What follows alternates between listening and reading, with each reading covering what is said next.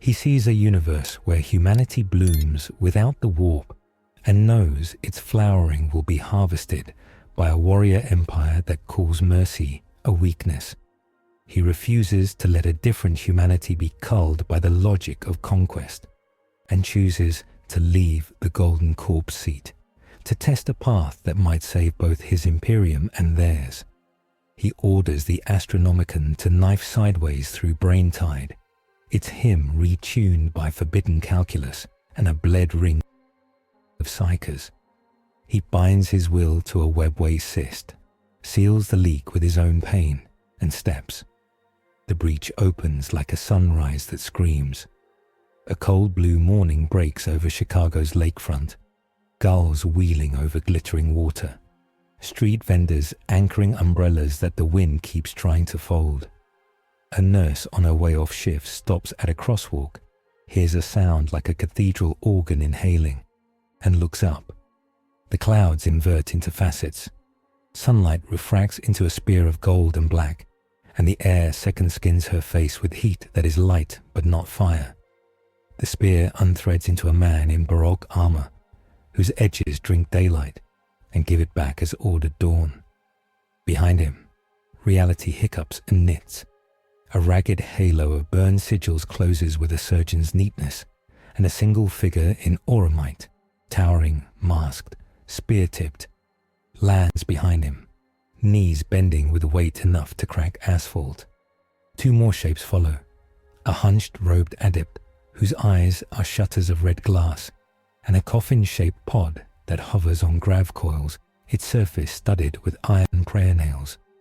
Traffic slams to a halt. Phones tilt skyward. The man in gold turns without looking and points toward the lake, and the hovering pod hums higher, angling its blunt end toward a tremor in the air that no one else sees. The tremor becomes a tear, and the tear becomes a door, and out of the door crash armored soldiers with insectile masks and wrist shields scored with symbols that do not match any alphabet on Earth. Their first steps look triumphant. Their second steps skid on invisible glass. The gold-armored man's will is already around the tear like a caliper, holding it open, and still so nothing else can fall through and spill. On GDA satellites, the image is a saturated bruise of ultraviolet that blooms over Lake Michigan. In Control Room 1, buried in concrete and iron and quiet air, Cecil Stedman lifts a cup to his lips and doesn't drink. Class Z emergence, Donald says, voice flat with the particular calm that comes from having rehearsed this sentence for years. On a wall of screens, drones buzz up like midges toward the rift and the man. He's not with ours, Cecil says. No Cape profile. Get him, Vince. No, he's at school. Get whomever we have. The man in gold doesn't shout. He doesn't posture. He simply steps between the flaxlands and the nurse at the crosswalk and everyone else who is about to be trampled, and turns the world a half degree. The invader's momentum runs into a geometry he refuses, and the city holds. He opens his left hand. A continent's worth of midnight tries to fill it. He squeezes. The midnight steams away. Unknown hostile forces, the custodian murmurs through Vox. Voice a bronze bell behind a mask. Xenos analogues to human baseline, equipped with portal-capable field gear. My liege, local security is converging. I see it, the gold man says, and his voice is a suture that pulls the moment shut enough for breath. Hold the seam. No one dies for my convenience today. A police cruiser slews onto the lakefront and almost into a second rift. The driver jerks the wheel and overcorrects. The cruiser lifts two wheels and starts a slow, ridiculous roll. The gold man's right eye flares. The car rocks back to its wheels, idles, shudders, dies. The officer looks at his own hands, then out the windshield at the figure he will later, when asked, insist was large enough to be ridiculous, and begins to cry. In the suburbs, Mark Grayson walks out of a high school bathroom with paper stuck to his sneaker, and thinks about whether to cut last period gym, because the whole flying into space routine made the rope climb absurd. His phone explodes into a siren. Amber texts, "Are you okay?" William 14 times. "Dude, look outside." Mark sprints. The gym windows show a strip of lake and a strip of sky and a central ring of gold as bright as shame. And then he's gone. School hallways blurring into a back lot into air. Cecil is already patched into his ear. "Stay high and watch," he says. "I want eyes, not guts." Whoever that is, he's handling it. "Handling what?" Mark says, and then stops, because from this high, he can see. The tear over the water is a mouth rough with glass teeth. Below it, a grid of heat ripples in the air. In the center stands a man in armor that makes Nolan's suit look modest. The man's presence is a pressure differential. Space hums the way a highway hums when trucks pass the other way. "Who is that?" "We'll ask him after he's done saving your city," Cecil says. "Do not engage unless he fails." The Flaxens test the air like dogs reading a scent on a wind they cannot name. They rush anyway, gambling that weight and speed will crack whatever invisible pain sits between them and conquest. They slam into the pain. It gives. It costs the man in gold. He does not show it in his face, but sweat appears behind one ear and goes nowhere because his skin is light and armor and will. The custodian beside him angles the spear.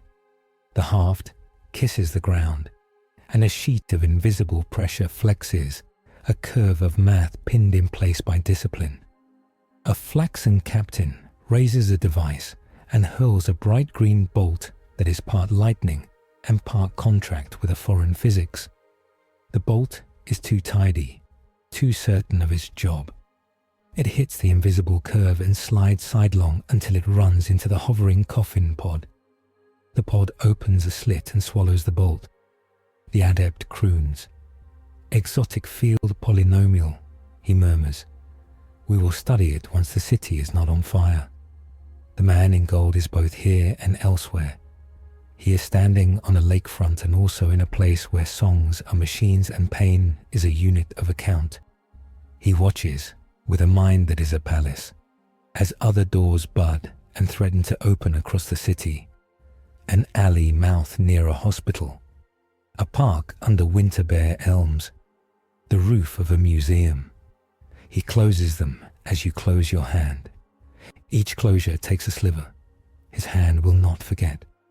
In orbit, a black, sharp-keeled ship grinds space like a millstone.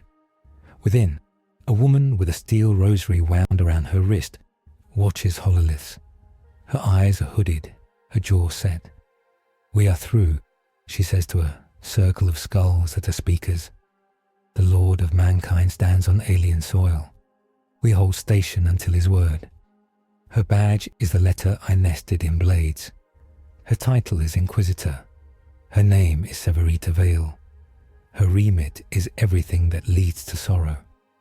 Beside her, astropaths bleed from their ears and smile. The idiot smiles of exhausted saints. The first wave collapses. The invaders' clocks run wrong on this shore. They stumble back through their own mouth, leaving 2 bodies and a spatter of equipment. The adept clamps with magnetic tethers. Already purring prayers to the machine god Azores, he catalogues. The gold man shuts the door with a sigh so small only the custodian hears it, and then that door is gone. "Sir," a voice crackles from an overhead drone. Unknown, speaking on behalf of the United States. "Whatever you are, thank you for—" "I am he," the gold man says, not loudly, but the sound carries like thunder does when it gets bored of the mountains. "Who built humanity's first cities by firelight, and who will not see any city fall for lack of trying. You may call me Emperor." Silence, as a word that is not quite a name, slides around men who think names are the end of a matter. Then another voice, older, drier. burr of Midwestern vowels under Washington polish. "This is the President. If you can hear me, sir, welcome and sincerely, thank you. We have a lot of questions and even more gratitude." Cecil cuts in on a private line. "We also have a lot of contingencies," he says. Words even, eyes stony. "Emperor of what exactly?" The gold man looks toward the drone as if he can see through it. He can. He sees a man with a line of scar on his face and a mind like a set of locked drawers. He sees a bureaucracy built against all expectation to fight monsters from space and monsters from behind smiles. He sees a boy streaking through air, young shoulders hunched with the weight of a world he's still learning to name. "Of mankind," he says quietly, "and I am here in fellowship, not conquest." He says it, and the word conquest sits in the room like a loaded rifle someone set down on a table at a child's birthday party. The wind changes. It is not weather. It is intention. The water out past the breakfront hunches as if a fist closes under it. The sky over the city puts on a bruise. A new mouth opens, not like a door, but like a wound. It is not the green geometry of the flaxlands. It is a raw hole in the idea of direction. From it steps a man with black hair and a moustache, and the calm of someone who has done terrible things and found them reasonable. He is in a uniform that isn't one, and his eyes are winter. Behind him, 3 more in similar clothes float. A woman with eyes that measure and do not blink. A tall man with a proud cold mouth. Another with a scar that looks like a joke that hurt. Cecil swears without moving his lips. "Viltrumites," he says. Mark's stomach drops like an elevator with its cable cut. "Dad," he whispers before he can stop himself. Nolan does not answer him. He is not Nolan here, not Omni-Man, not a father, not the voice that told Mark about heroes. He is a soldier of the Viltrumite Empire, faction, Viltrumite, Imperial remnant, patron, Thrag, and he is here to look at a new thing and decide whether it should be broken. The gold man meets his eyes and reads the decision tree growing there like a poisonous tree in a court garden. This planet, this humanity, will join or die. He does not hate the Viltrumite for it. Hate is a waste of neurons. He simply judges him and prepares to act. "Stand down," the custodian says. Spear in a guard stance that is both prayer and geometry. Designate Xenos. Anti-psyker resonance detected in their flight wake. The adept nods, hands twitching as he runs models. Their biology runs a resonance trick, a vector control organ. "It averages fields," he murmurs, delighted. "Will smear warp bleed like a thumb across oil paint. So they blur what I insist upon," the Emperor says and smiles, not kindly. "Good." Nolan speaks. His voice carries the bland patience of a letter of policy. "Earth," he says, addressing an idea rather than a person. "Stand aside. Alien power has no place here. I am older than your empire," the Emperor says, "and I have come to keep promises your kind would break for sport." The woman with Nolan smiles a little. "An empire calling another empire an empire," she says, almost amused. How quaint. The Emperor does not dignify it with breath. He lifts his hand. The air around the Viltrumites thickens like honey. It is not gravity. It is an insistence that directions matter and velocities should bow to consent. The Viltrumites slow, surprised, then angry. Their vector organs spool. The honey thins. Nolan moves first. He is very fast. He is so fast the space he leaves behind has to be hammered back into place like a dented sheet. He leads with a strike meant to explore, not to kill. Bone meets a plate of auramite that is also a statement about what bones should be allowed to do. The shockwave goes outward toward the city. The Emperor flicks 2 fingers. The wave folds like a napkin and falls into the lake with a slap that lifts fish into sunlight for a stupid moment before gravity remembers them. The custodian steps, spear flicking in short motions that cut intent as well as air.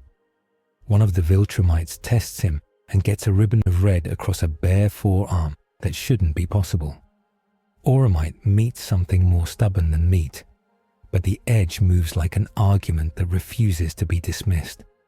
Mark hovers above, hands fists. The instructions stay high, a concrete weight in his throat. He has never seen anyone make his father defer a fraction of an inch in air. He sees it now. He wants to help, to crash in and be part of the slowing of a man whose hand he held as a child. But he is learning a different strength, not going when told not to go. The president's voice returns, thready with proximity to a hole in the sky. Sir, Emperor, if you are on our side, we will take you at your word. We would like to coordinate before anyone dies. Cecil cuts the line and takes it on his. Coordinates, he says flat. I want your coordinates. Security wants your name. I want to know your rules of engagement. I do not need your permission to stop a massacre, the Emperor says, and then he softens it with something like grace. But you will have my rules. I avoid harm to bystanders, even when it is harder, and I do not strike to make a point when a point makes itself. He opens his hand again. Heat blooms in a circle around him and dies in a straight line outward. The three other Viltrumites split, trying to flank. He lets them. One comes low. The custodian meets him with the butt of the spear to the solar plexus, a move designed for other monks in a silent courtyard. It works on this monk of Empire too. He wheezes surprise and anger and goes through a sandwich board that says, "Free Puppy Day" at a shelter.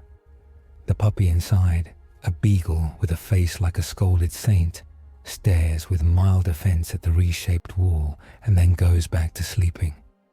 Nolan tests the gold man's boundaries. He finds them not where he expects. He throws a feint toward a boat full of tourists, an ugly arithmetic that would force a trade. The Emperor does not make trades like that. He never has. The boat never moves. The water around it hardens into safety and then sighs back to wet. Nolan adjusts.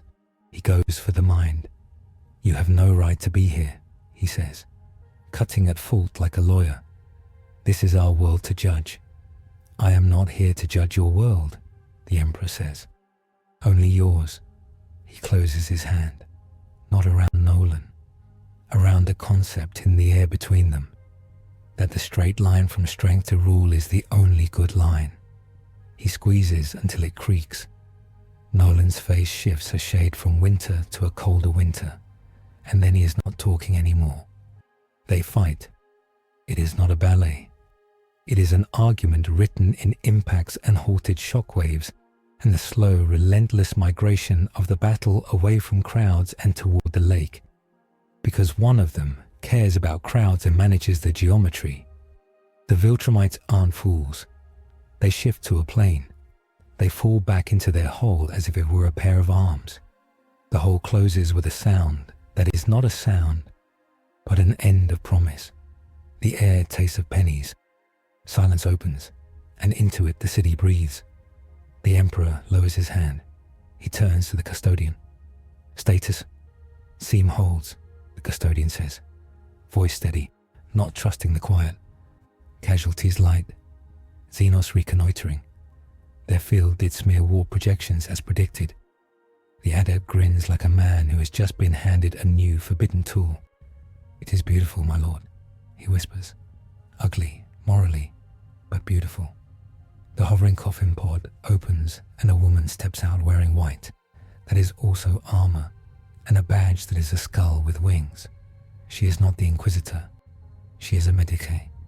She kneels by a man whose leg is at a wrong angle and looks up at the Emperor. He nods. She touches the leg and whispers to the bones. They whisper back and decide to be what they used to be. Mark lands. He hovers 1 foot off the ground because landing would make him a person here instead of a symbol, And right now, symbols are easier. Thank you, he says. And here's how small it is. He hates that. They were going to... Yes, the Emperor says. He studies the boy's face with the slow patience of someone reading a map that keeps adding roads. He sees the father's line and the mother's defiance and the boy's unmade choices. You are young to carry this. I thought I was the only one who could move that fast, Mark blurts, and then wants to swallow the words, not because they are foolish, though they are, but because they make him feel 10 again. The Emperor considers, head tilted a fraction. Speed is an endowment, he says. Mercy is a discipline. One is simpler. Cecil steps from a black door in air that is not a door you can see unless you know where to look. He is a man in a suit and a scar and a problem. 2 security men in Kevlar ghosts flank him, and an older woman in a lab coat with hair like a cloud. Debbie would like her. No, Debbie would not. Holds a tablet like a rosary. Sir, Cecil says. He doesn't offer a hand because he thinks the other might not take it. I am Cecil Stedman. I run the program that keeps this planet alive on weekdays. I assume you are aware you've just started a war you didn't finish. I've finished a battle someone else started, the Emperor says. Your war is a price someone intends you to pay. We like to choose our prices, Cecil says. Walk with me. They do not walk. They stand in the middle of a city that is not finally on fire and talk, and the city comes back to itself around them. Sirens approach and then nope away under new orders. Drones drift and keep respectful altitude. The press forms a perimeter like a coral reef, growing by accretion of phones and questions. You used a containment we haven't seen, the lab code says, fascinated enough to forget the protocols about not sounding fascinated in front of the world's strangest visitor. Not gravity, not magnetism, not pressure in any sense we model. I insisted the world be as I needed it for a handful of seconds, the Emperor says. Then I paid for the insistence. He rubs his temple. It is not theatrical. It is a tick he cannot hide without lying. What does paying look like? Cecil asks, missing nothing. A crack that must be watched, the Emperor says. Hundreds of miles above, on the black ship, Inquisitor Severita watches 3 crypt symbols blink on a slate. Minor astropathic seizures, golden power dropout, 1 failure in a containment labyrinth that was not supposed to fail ever. She breathes out. He bleeds, she says. She does not smile. She is not relieved. Facts are not comfort. Let's make it official, the President says. Voice on open channel again. Because domestic politics is about being seen.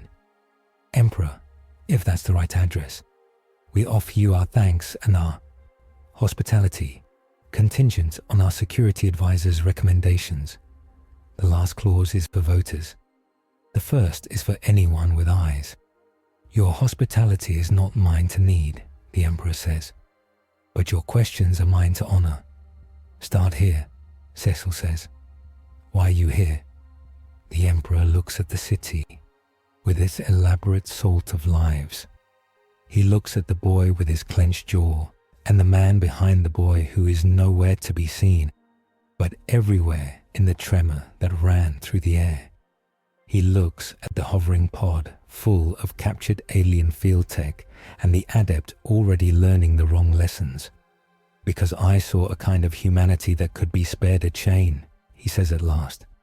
Because I am tired of watching empires teach children to love their shackles, because I will not consent to another culling. He says it without heat. It sounds like a weather report. Cecil believes him. Okay, Cecil says, and the word is not surrender. It is a ledger opened. Then coordinate with us. You don't get to be a solo act on my stage. I am never a solo act, the Emperor says, and nods to the custodian, watches everything, and the medicae who mends and the adept who studies. He looks up beyond the blue, to where an eye of iron watches him from a ship with a keel like a tooth. He is not alone, no. Mark shifts awkward. My dad, he starts, then stops. He is not ready to say it. He is never ready to say it. They'll come back. Yes, the Emperor says. They do not forgive interruptions. They'll be smarter, Cecil says. That's how they lost the first time when it was just... He clips it. We need a plan that assumes they'll aim at your weak places. And yours, the Emperor says. Because fair is fair, and he has no interest in flattery. The adept coughs politely, a sound like a typewriter deciding to be a harp. My lord, the Greenfield device, we can model it. We can build a counterfield that will make their portals sick. It will take hours, less, if we cut some corners. You will not cut corners, the Emperor says. You will ask the machine god for patience. Of course, the adept says, and does not roll his eyes because to do so is to invite personal extinction. A drone dips and floats a handful of inches above the Emperor's shoulder, lens iris widening. Sir, a reporter says from the safety of a studio across town. Some are asking if you are here to replace our heroes. I am here to make fewer funerals, the Emperor says. If your heroes object to that, we will talk. The dog from the shelter wanders into the frame and sits at the Emperor's boot. He does not look at it. He does not bend. He does not need to. It leans, amber eyes on the man who made the water decide to stop hitting boats. He turns to the boy. What is your name? Mark, Mark says. And then because he is invited to be more than a symbol, he adds, Grayson. Names have weight, the Emperor says.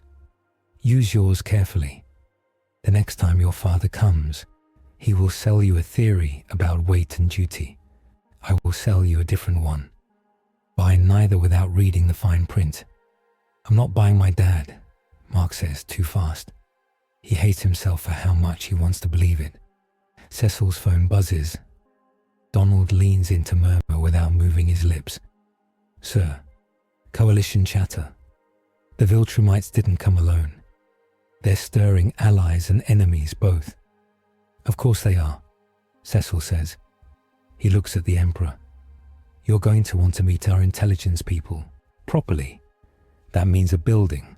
That means an elevator. You can fit in an elevator, right? I can fit where I need to fit, the Emperor says. Good, Cecil says dry because the man is either a god or a very expensive problem, and Cecil deals with both by scheduling. We're going to talk rules, jurisdictions, red lines. We're going to fight before the next portal opens, and we're going to pretend, for at least an hour, that our world is the one with the courts. The Emperor nods. Then let us pretend. They do not get an hour. The sky dulls again, not with a mouth, but with a ripple that shimmers like heat above asphalt. If you could see it with an instrument that isn't built yet, you would call it an anti-angle. If you asked Angstrom Levy to describe it, he would say, "Oh, that's mine." With the casual pride of a thief showing you a trinket, he lifted from a god's nightstand. He is not here yet. He is curious. He is a scholar of doors. He licks the edge of the gold man's first breach with a cat's cautious tongue and purrs. The Emperor feels it like a plucked string in a bone that isn't anatomically real. He looks at the air over the Art Institute and knows a mind is learning his signature. He will have to teach it not to. Who? Cecil says, because he sees nothing but numbers getting odd. Someone who studies holes, the Emperor says. Later. For now, the Soldiers' Empire first. They move. The GDA opens a path into a hangar that is under a parking structure that looks like a public failing. Inside, there are screens and maps and a coffee pot that looks like a joke about America. The Emperor does not sit. He does not tire like humans do. But fatigue is not only muscle, it is also choice. He refuses to model it. The meeting is fast. It is a first contact dance, names, positions, boundaries, what we will say in public, what we will not, where the guns are, what the codes are for making the guns sleep. Cecil wagers honesty like chips he cannot afford to lose. The Emperor plays a long game with a short deck. Mark stands in the corner, feeling old and young, wanting to ask whether mercy becomes weakness if it is noticed. The adept sketches a coil on a whiteboard and calls it a lie breaker, because he is a romantic. The Medici inventories blood units because she has a crush on boring. The custodian stands like a prayer. The alarms go red. Downtown, Donald says, looking up at a wall of screens like a priest whose idols have begun to cry. Not portals, just them. The Viltrumites return as if they never left, because time is a suggestion to men who can run through it. This time there are more. They do not come in a phalanx. They come in pairs, in trios, striking at angles that pull the defenders thin. They aim for hospitals and bridge pylons and power substations, because Nolan taught them what you pressure to make a city kneel. This is not a test. It is a plan. Deploy, Cecil says. All assets. Prioritize cranes, trauma centers, emergency comms. Mark doesn't wait for permission this time. He's out, a white-blue blur, and then he is above a bridge where a Viltrumite woman is peeling cables as if she were husking corn. He hits her like a thrown promise. It is not enough. She smiles with small, pitying affection and hurls him backward into a billboard for car insurance. He rips through the word safe and sees how funny the universe thinks it is. He feels ribs complain and tell him he is still attached to them. The Emperor arrives without drama. He is simply there, taking pressure like a keel. He points at a substation full of living lightning, and it calms. He steps under a collapsing crane, and the steel decides just for him to be lighter and more obedient. He does not throw the woman who hurt Mark into the next county. He does not need to. He tells the air around her that boom is a past tense verb, and she moves at human speed for 3 seconds that are everything. The custodian is a quiet revolution on a crowded street. He moves like geometry done with a chisel. He breaks wrists that are breaking people. He puts a spear butt into a sternum and says, in the language of impact, "We love discipline here," and the sternum agrees to slow down. Nolan chooses his target with care. He aims for the Emperor's mind. He finds more there than he can lift. It is like trying to throw a mountain by grabbing the fog that sometimes sits on it. He adjusts. He aims for the Emperor's cost vector. He throws him a distraction he cannot ignore. 3 places at once where something breaks at the edge of survivable. The Emperor takes all 3 and pays. The crack behind his left eye deepens. On the ship above, an astropath dies with a smile and a taste of cinnamon. "Your rules," Cecil says into a mic, voice clipped, breath even. "Reinforce them. Do it now." The Emperor hears. He takes the room Cecil offered and makes it large enough to work. He imposes 3 constraints on the city that is his guest. No building will fall from its roofline. No human heartbeat will stop from blast alone. No blood will pass a threshold uninvited. He writes them into the minutes and seconds. He signs them with pain. Nolan feels the air change to something like law. He snarls and respects it as a soldier must. "You write rules," he says, almost admiring. "We write history. History remembers rules," the Emperor says, "especially the ones that kept children alive." The Viltrumites pull back again, not defeated, only pestered, their mouths set with contempt for a planet that plays with words when fists are faster. They learn. They will return differently. Cecil studies the shapes they cut into the city and sees the concept beneath them. Pressure the places that create trust, so that when you make a demand, the answer will already be yes. He hates them for being right about how cities work.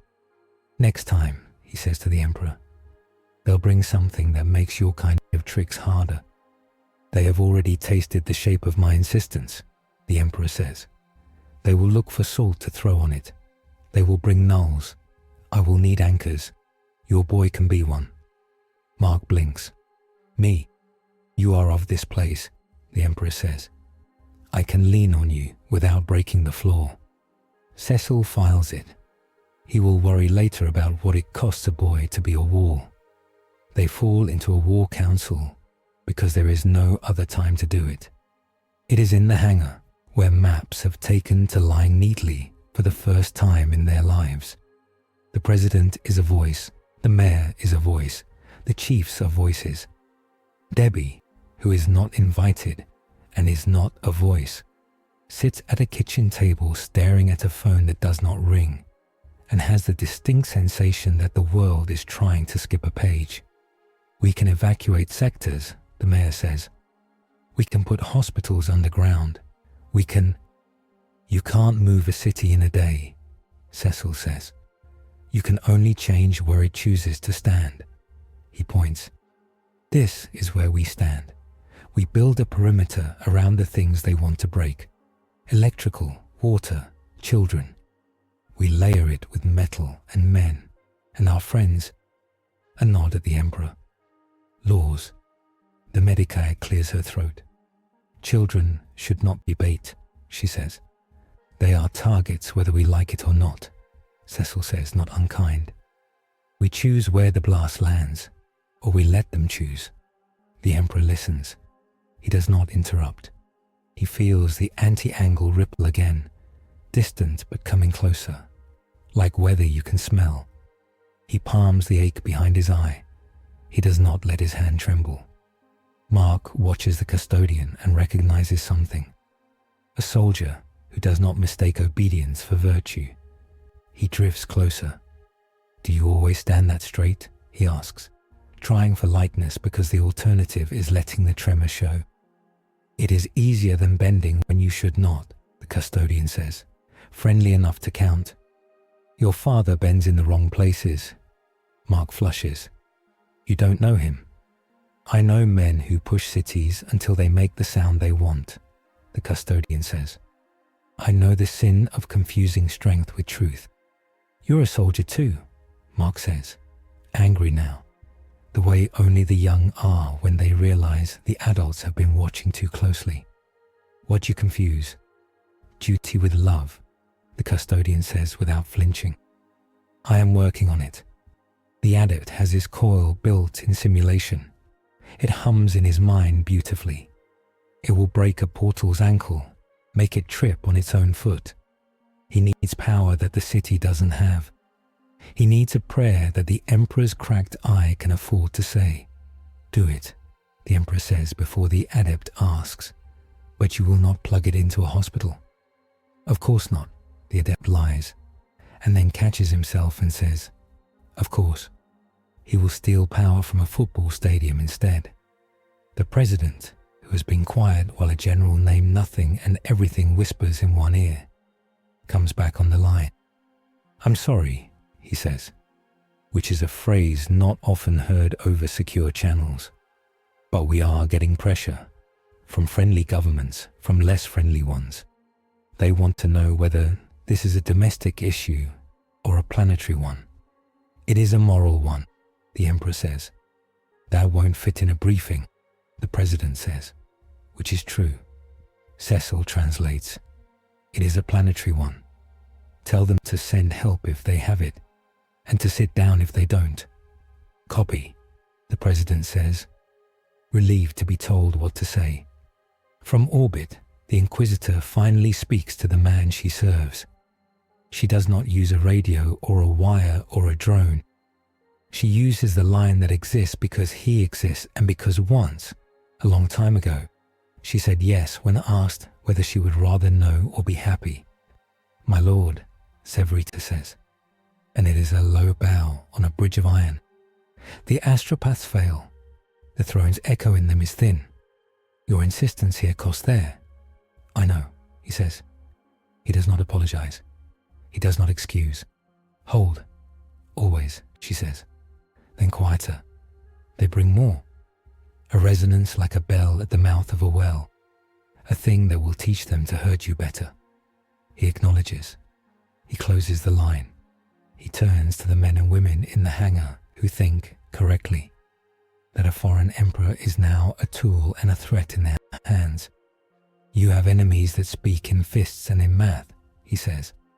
The fists are simple, the math will be interesting. Choose your tasks. Cecil grunts. I like interesting, he says, and means it in the way a man likes a meal that might be poisoned, but is also the only food in the house. Okay, first, we harden the city's nerves. Second, we build your coil. Third, we set a table for when whoever is licking your breech decides to come to dinner. He looks at Mark. Fourth, we tell the kid the truth. Mark straightens. Which one? That your choices are going to get people killed no matter what you do. And that the only way to make that feel like something other than a crime is to choose in such a way that the city you save can still look itself in the mirror. Cecil says. He does not soften it. He does not have the time. The sky drums again. Not Viltrum, not Flagsan, not Coalition. A man in a lab coat steps out of a hole that is a choice and smiles like a host. He has many hands, technically, though right now he is wearing only two. Hello, Angstrom Levy says. I couldn't help noticing your interesting machine. I have one too. He looks at the Emperor as one craftsperson looks at another. I would love to talk about doors. The Emperor turns. The crack behind his eye hums. He smiles, but not kindly. Later, he says. Now, Angstrom says, and touches a device on his wrist. The room folds. The world creases like linen. The hangar's walls telescope into origami planes. The fluorescent lights stretch into spears. And everyone in the room is a stamp sliding across an envelope that keeps folding. Mark's stomach tries to leave through his shoes. The custodian's spear tip scratches a line in space, and the line bites back, sparking. Angstrom smiles with all his borrowed lives. The Emperor plants a palm against nothing. He doesn't brace with muscle. He braces with consent. He selects one fact and makes it the floor. This room is part of Chicago. He writes the names of the people inside it into the definition of here. The fold snarls against the writing. Angstrom's device whirs, hunting for edges it can still bend. Delightful, Angstrom says softly. You're a lock that thinks about locks. You are a guest who steals furniture, the Emperor says. Return the room. Angstrom touches the wrist cuff again. The room tilts toward a blue-skinned desert under two suns, toward a forest of knives growing like grass, toward a black cube that devours its own shadow. The Emperor's left eye burns, a star behind bone. He opens his hand, and the fold meets a palm whose lines are city streets. He does not force the room back. He invites it. He tells it a story about children needing their beds to be where they left them. The concrete listens. The steel girders settle like old men in their chairs. The fluorescent lights, resentful, agree to become lamps again. Angstrom frowns. He feels the edict pass like a breeze through his garden of doors, making the plants murmur. You are expensive, he observes. Only to myself, the Emperor says, and lets go of the pain long enough to show teeth. You chose a bad day. Angstrom's gaze skims Mark, Cecil, the custodian, the medici, the adept whose hands are twitching with equations, and catalogues of which ones will give interesting reactions when pressed. I chose the day a genius appeared, he says. I'm not here for you, child, to Mark, but your father's mess has good data. You picked a day I have no patience, Cecil says. Close your hole, or I make you regret that lab coat. Angstrom's eyes crinkle. You don't have anything that can touch me yet. He taps his cuff. The fold shivers again. The Emperor exhales. The cuff's chorus, a mosquito whine of impossible math, meets the part of him that remembers building voice out of ritual and time. He writes an instruction into the room that is also a prayer. No door opens unless a host wishes it. He names the host with a gesture at Cecil. The fold hiccups. Angstrom's cuff registers a region of anywhere that has declared itself a house. Angstrom's mouth thins. Rude, he says. He steps sideways through a gap that is not consent, only leverage. He's gone before the custodian's spear finishes singing a line. The room unstiffens. Donald drops to one knee and discovers it was less theatre than he thought. Mark swallows bile and is relieved to be embarrassed. The adept's hands shake with glee. Do you have any idea how beautifully awful that was? He whispers to the Emperor, reverence bending the words. Edicts keyed to names, a civic sanctum, a legal fane, machine god that is. Build your coil, Cecil snaps. We don't get to admire things until they've saved lives. The adept lopes to his bench, shame-hot and happier for it. Yes, sir, he says, and drills into the lie-breaker's guts. The alarms hit red again, then violet, a colour for which there are no drills. Screens flower with heat signatures. A string of portals puff green near Navy Pier, 2 more in Logan Square, a third bloom out past O'Hare, each fringed with that tidy flaxen geometry. The Viltrumites don't come with this wave. It's a distraction with teeth. Contain, Cecil says. Mark, you're on Lakeshore. Emperor, I know I don't get to assign you, but... Take the airport, the Emperor says. Your air is a lung. They will try to bruise it. The hangar's door opens onto a platform. Wind hits faces. The Emperor takes one step. Then he's a certainty moving toward the airport.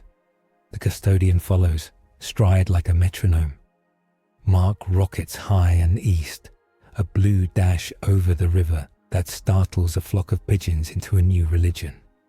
The O'Hare Rift is a St. Elmo's fire in the sky over Terminal 2. It coughs out a flaxen heavy frame, industrial, brutalist, a walker with culverins like short chimneys. And the first volley is a practice punch at the runway. The Emperor lifts 2 fingers. The tarmac does not shatter. The shock assembly chews the hit and returns it to sender, pressure folding into the barrel mouths like a bad investment. The frame shudders. The pilot flails, baffled, then brings the cannons down and aims at the terminal windows full of faces. The Emperor draws a line from the camera's glass to the gun's muzzle that says, "You are neighbours now." The gun refuses to fire at a neighbour. It spits steam and embarrassment. The frame tries to pivot, trips on a lie-breaker coil the adept has just told a power transformer to pretend to be, and goes to one knee. At the lake, 3 Flaxen squads fan out along the pier. They are disciplined, not clever. They anchor their portal with tripod emitters and spray green pulses across water pedestrians. Mark hits the first squad like guilt and grabs all 3 emitters. He throws them into the water, expecting a pop and a sizzle. They hum happily underwater. He learns something he didn't know. That water here does not hate their physics. Adapt, Cecil says in his ear, calm as laundry.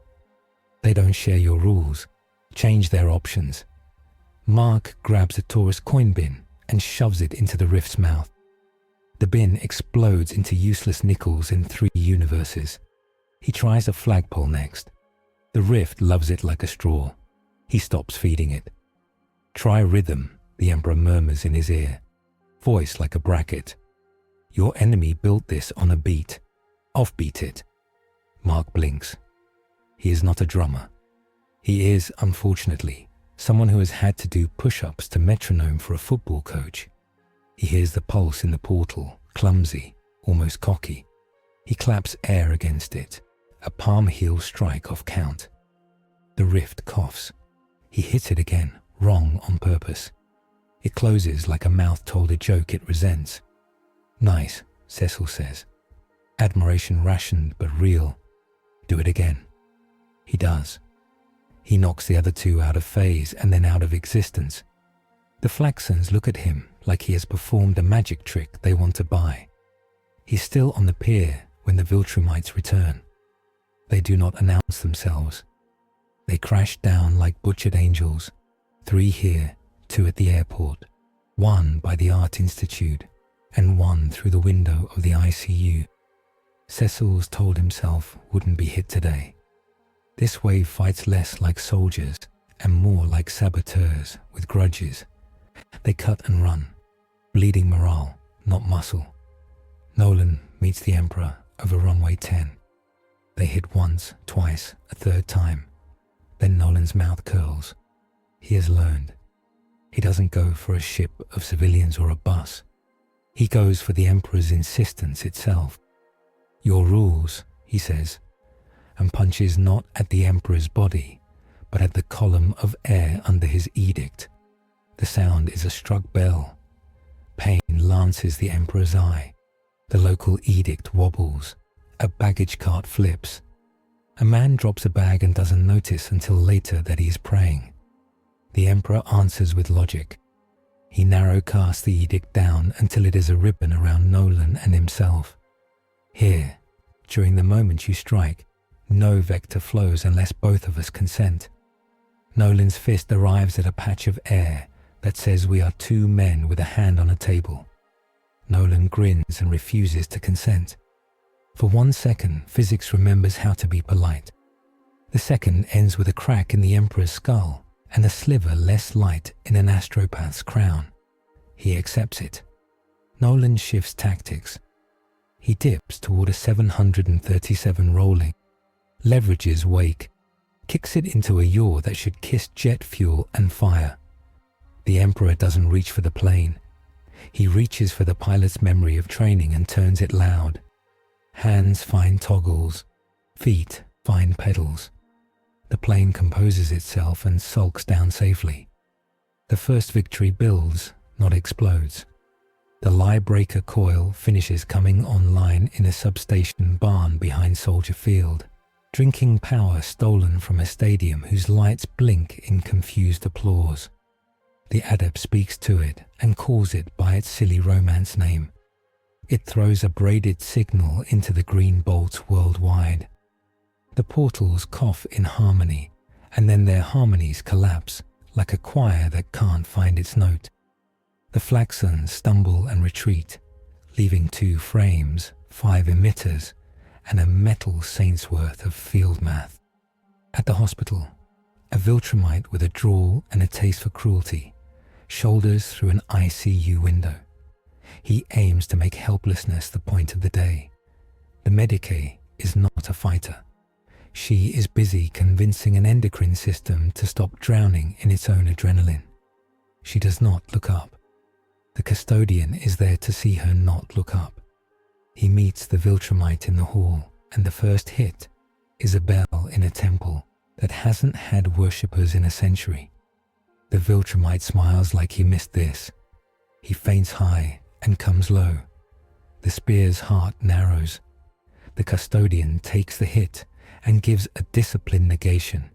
He pivots, he anchors, he leads the opponent into a wall. He made real 5 inches sooner than it was. Muscle meets new architecture. Shampoo bottles fly. Someone laughs in a room that is now not as scared. Mark finishes the lake and cuts west on a line that frightens gulls into a solid white sheet. He hits the Art Institute fight from above. A Viltrumite woman has a docent by the throat, holding her against a wall where a student's charcoal studies hang. All earnest hands and stubborn light. Mark's foot connects with the woman's jaw. She loses the docent. She gains contempt. She pushes off the wall. He meets her. They go through a skylight. He does not like the sound glass makes when it remembers gravity. Anchor, the Emperor calls over comms, and the word finds Mark's spine. Mark becomes a point to lean upon again, a knot in the city rope. The Emperor writes a quick edict against the Art Institute's foundation stones. All that is hung in love is now in sanctuary. The building holds its breath. The fight shifts outside. Nolan sees the shift. He feels it in the air like a flavor. He decides the fight is no longer about proving dominance in an aerial duel. It is about proving you can write over another man's promise. He drops hard for the place where the liebreaker coil hums. On him, Cecil says. Everything we have. The Emperor is late by half a heartbeat. Nolan is too fast, and he has been counting the beats of this new music. He grabs the coil's housing, smiles at the stupid romance name, spray-painted in stencil on its frame, and wrenches. The metal screams, the signal wobbles, the adept yells a profanity that in his mouth sounds like prayer. A hand, like a cathedral, lands on Nolan's forearm. The Emperor doesn't peel his fingers off. He writes skin as time-consuming. Nolan's grip fails like a promise made for speed. He snarls and goes for the Emperor's face. The Emperor lets the hit land. The impact is the sound of a verdict read. The crack behind his eye widens. The astropaths above whisper thanks for the taste of wheat they get in exchange for pain. Do you ever decide to be less than yourself? Nolan asks, because he wants the truth, but also because he wants the man to use words instead of insistences for a second. Yes, the Emperor says, and headbutts him, which is a joke a world only half gets. Nolan goes back 2 meters, then 10, then 50, as the Emperor levers him with air that now hates Viltrumite momentum. He steadies in a hangar door and crushes 2 rental cars in inconvenience. The coil song steadies. Across the city, the Flaxan geometry collapses into hungry flowers with no mouths. The first victory is declared not by trumpets, but by absence. No more new portals open. The Viltrumites pull out around the edges of the air, like wolves losing interest in a particular fence. A handful linger and strike at stragglers, and are met by a spear butt. A boy who refuses to let you take his museum. A Medici who keeps her patient's hormones from eating him alive, while glass rains and a river continues to flow. The sky is still a bruise. It will be all day. Cecil calls it on a channel that tastes like blood and coffee. We stabilize, he says. We don't chase, we hold. No victory laps. The Emperor lowers his hand and discovers that lowering hands is harder now. He sets both palms on the coil's warm housing. He closes his left eye. He counts 10. The number hurts. He opens it and smiles at the adept. Good work, he says. The adept, who wants to call the machine by its silly name because he believes in charm, swallows and salutes. Better would be more power, more redundancy, more not connected to stadiums, he says. Better always is, the Emperor says. They reconvene in the hangar. The air smells like exhaustion, getting ready to beg for a nap. Screens show maps that now have fewer little moth bites of green riddled through them. The Medici is washing her hands with a care that means she is not done with work. Praise arrives first. The President is brisk. Whatever your edicts are, he says, stumbling carefully through the word for policy reasons. They saved lives. The reports are clear. The governor wants to name a day after you. We're not doing that. Not yet. But thank you. The mayor sounds like a person who has had to learn not to cry in public. We'll rebuild, she says into a microphone. We will not be scared out of loving our city. Whoever you are up there, thank you for not letting the bridge fall. A chorus builds, small, raw, real.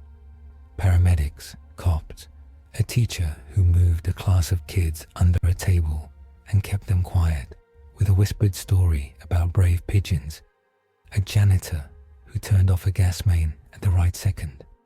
They say thank you too. The hangar records them like a choir warming up. The anxieties arrive next, and they are not wrong. Inquisitor Severita projects herself into the boon of a skull console that tastes of copper. She doesn't come as a spectre. She comes as a voice and a form in a side room, where the Emperor stands alone so no one else has to feel their teeth hum. Lord, she says, a title that isn't a gift. It's a knife. The cost registers as attrition. The throne's whisper thins. The Astronomican's hymn stutters. I know, he says quietly. It is part of the price of being honest. You are honest at the cost of the light that lets fleets find home, she says. Here is my praise. You kept a city's lungs breathing. Here is my anxiety. You are teaching a world to kneel to a man again. He doesn't answer for a long breath. When he does, it is soft enough to tempt pity. I am teaching a world not to kneel to fists, he says. If I fail to do the second, arrest me for the first. Severita's mouth doesn't move. I would, she says. He accepts it and ends the line. Cecil waits, hands in pockets, a posture that tells the room he is at ease because someone has to perform ease. Good work, he says, and then points at the adept. You too. Liebreaker saved lives. Next, we install 3, not 1. We put 1 on a truck. We make 1 small enough to wear. Small enough to wear will tickle the laws until they laugh us out of the room, the adept says, ecstatic. But I will try. Praise later, Cecil says, and then turns to the Emperor. Now we fight about rules. They fight like men who want to stay allies. Cecil goes first because he is hosting. You saved a hospital by writing a law, he says. You moved a plane by telling a pilot he could remember. Good, do it again. But you also wrote yourself into our variables. Their play now includes you. That means, when you leave, we pay for a vacuum. I do not leave places worse than I found them, the Emperor says. Where I can keep a thing law, I will make it custom. Where I can make a thing custom, I will propose it be habit. Where I cannot, I will give you tools. You can give us machines, Cecil says, chin out, not cowed. You cannot give us courage, that we already had. Don't take it away by replacing it with you. I am a scaffolding, the Emperor says, not your walls. Severita steps from the shadow of her ship into the light of the hangar in person. She arrives with 2 stormtroopers, not to impress, but to remind. My lord, she says in the tone that is also a correction. Your mercy produces doctrine. The Mechanicus will build catechisms around what they saw you do. This adept will name a device like a saint and then ask it for favors. Your rules will be used by men who will hate you to make points in their own arguments. The adept hears his own guilt sung and raises his head stubbornly. If the rule keeps a hospital standing, we will recite it, he says. If the catechism stopping a bridge from falling is heresy, then give me bells and a pyre. Steel man both sides, the Emperor says, cutting through. Cecil nods. Mercy slows your enemy today. It also teaches them your timing, he says. We used a coil that broke their song. Good. They'll change the beat. We can't write a city full of edicts because your head will crack. So we layer our mercy with teeth. Severita, the Emperor says. Speed of law is slowness of survival, she says. Your rules are elegant. They are also hostages.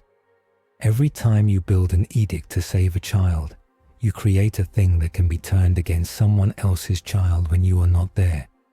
Theft of ritual is the oldest sin. She holds his gaze. There is a reason we burn books sometimes. You burn out of fear of losing control, the adept mutters, then shuts up, because he would like to keep his tongue. The Emperor folds the arguments into something solid. Mercy is not the opposite of survival, he says. Voice low, cadence slow. It is survival across generations. The Viltrumites sell longevity as a moral proof. Theirs is a short-term book that pretends to be long. Our calculus is longer. Cecil's teeth are part of it. Severita's doubt is part of it. We will make walls and use scaffolding and refuse to call the scaffold the house. Mark, who has been quiet, speaks. What if Mercy gets someone killed right now? The words are coal pulled out of his own lungs. What if letting someone run away because killing them would be wrong means they come back and kill more later? Sometimes you let them go because killing them would be wrong, the Emperor says. Sometimes you let them go because the act of killing them would be wrong to you. That's the same sentence, Mark says, furious. No, the Emperor says. One is about the object. One is about the subject. The second will make you who you are. The first will make you who they need you to be. Mark sits down because his legs forgot that standing is a thing they like. The debate cools, not concluded. It is not a debate you conclude. It is one you return to when blood dries. The alarm's tone changes. It is not red, not violet. It is a low, patient chime that says someone is thinking with your words.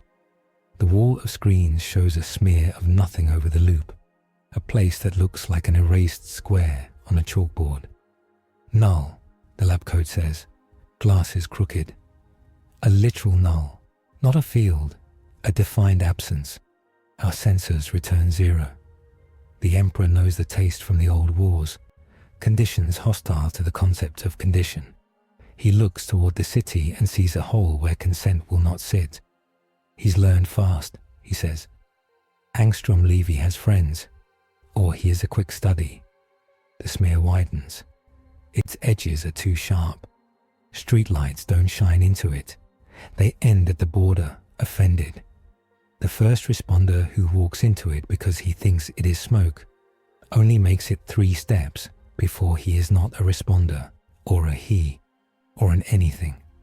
He is a thing defined by a mathematician, and that definition does not include the category breathes. Seal it, Cecil says, voice sand, or we lose a block. We cannot seal what refuses definition, the lab code says, pale and thrilled. We can make it end somewhere we choose. Do that, Cecil snaps. Angstrom appears on a roof above the smear. Lab coat buttoned like a joke. Cuff slyly admitting it started the fight. Hello again, he calls cheerfully. I did not build this to kill. I built it to ask a question. Can your rules fit in a place with no room? The Emperor steps onto the roof with him because they are both men who like answers. Angstrom's eyes glitter. I call it a black sun lattice, he says.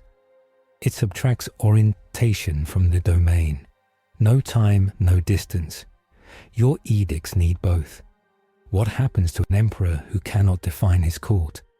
His men define it with their bodies, the Emperor says. Below, the custodian is already posting himself at the border like a doorframe. Power scaling interlude. 1. A null domain is a metaphysical toxin to the Emperor's practice. He asserts localized rules by binding them to metrics, distance, thresholds, heartbeats, things that live in geometry. The black sun lattice deletes measuredness. It is not anti-psyker, it is anti-meaning. To counter it, the Emperor must drape his edict over an anchor that exists outside metrics, vows, names, devotion. This is why he asks for Mark. It is why he bleeds more when he writes his law. The Emperor does not write no building falls. He writes no name is forgotten. He speaks the block's street names and the names of people within it into the air, and the air becomes a ledger that refuses to delete rows. The lattice balks. People stop being undefined. They become persons again. Breath resumes. The first responder coughs himself back from a place that wasn't there. Angstrom's smile becomes thin. You cheat, he says. I vote, the Emperor says. You cheat. Angstrom shrugs. Difference of terms. He flicks a dial. The lattice budges outward. The ledger strains. The Emperor's eye flares like a wound seeing light. Mark lands on the roof hard. He doesn't ask permission. Use me, he says, and doesn't blush at hearing himself say it. The Emperor does. He writes the edict to Mark's name. He ties the block to Grayson. The lattice gags. It cannot erase a person and the things he holds when the person is standing still and thinking about his own name as if it were a song his mother taught him. Angstrom scowls. Very well, he says. I can learn too. He pulls his cuff, cracks his own knuckles, and the smear becomes a pattern. It starts threading through city blocks, nibbling at edges, testing where names thin. It behaves like a fungus that understands civil engineering. Cecil watches the map and makes himself breathe. He's not trying to eat us, he says. He's trying to draw us. He wants the Emperor to write edicts until he breaks. Then we make him chase something else, the lab code says. We switch the power. No, the adept says sharply, surprising everyone with the command in his voice. You feed a lattice and it grows smart. You starve it and it gets mean. It needs law, not energy. Law it is, Cecil says grimly. How many names can you hold? He asks the Emperor without pity. As many as there are in reach, the Emperor says. And then we build ritual to do the rest. What ritual? Mark asks, dizzy with the idea of his name being a rope. The oldest, the Emperor says. Count out loud. The mayor's office becomes a choir practice. Children in schools that have not been evacuated because we are not like that yet begin reciting the names of their classmates. Teachers add blocks. Old women in apartments talk through lists on paper that is older than their granddaughters. Street preachers who were mocked yesterday become conductors today. The city says itself into being. The lattice hates it gently. It thrives in silence. It retreats from sound that turns space into neighbor. Angstrom, annoyed, changes tactics. He flips the cuffs mode from subtraction to replication. He starts stamping miniature edicts into corners, false sanctuaries, fake thresholds. They look like the Emperor's promises. They return bad change. Step into one and you find a door that is actually a blade. The first man bleeds.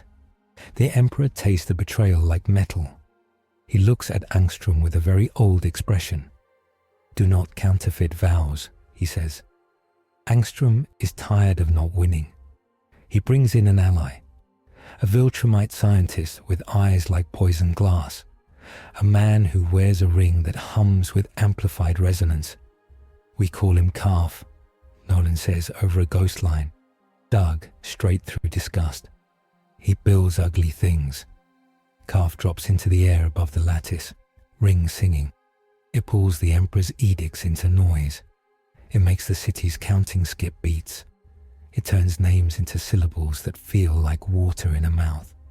The Emperor steps into the ugly harmony and refuses to be a single instrument. He divides himself into commandments and lets each be sung by another. The custodian holds one. No child's heart stops from impact.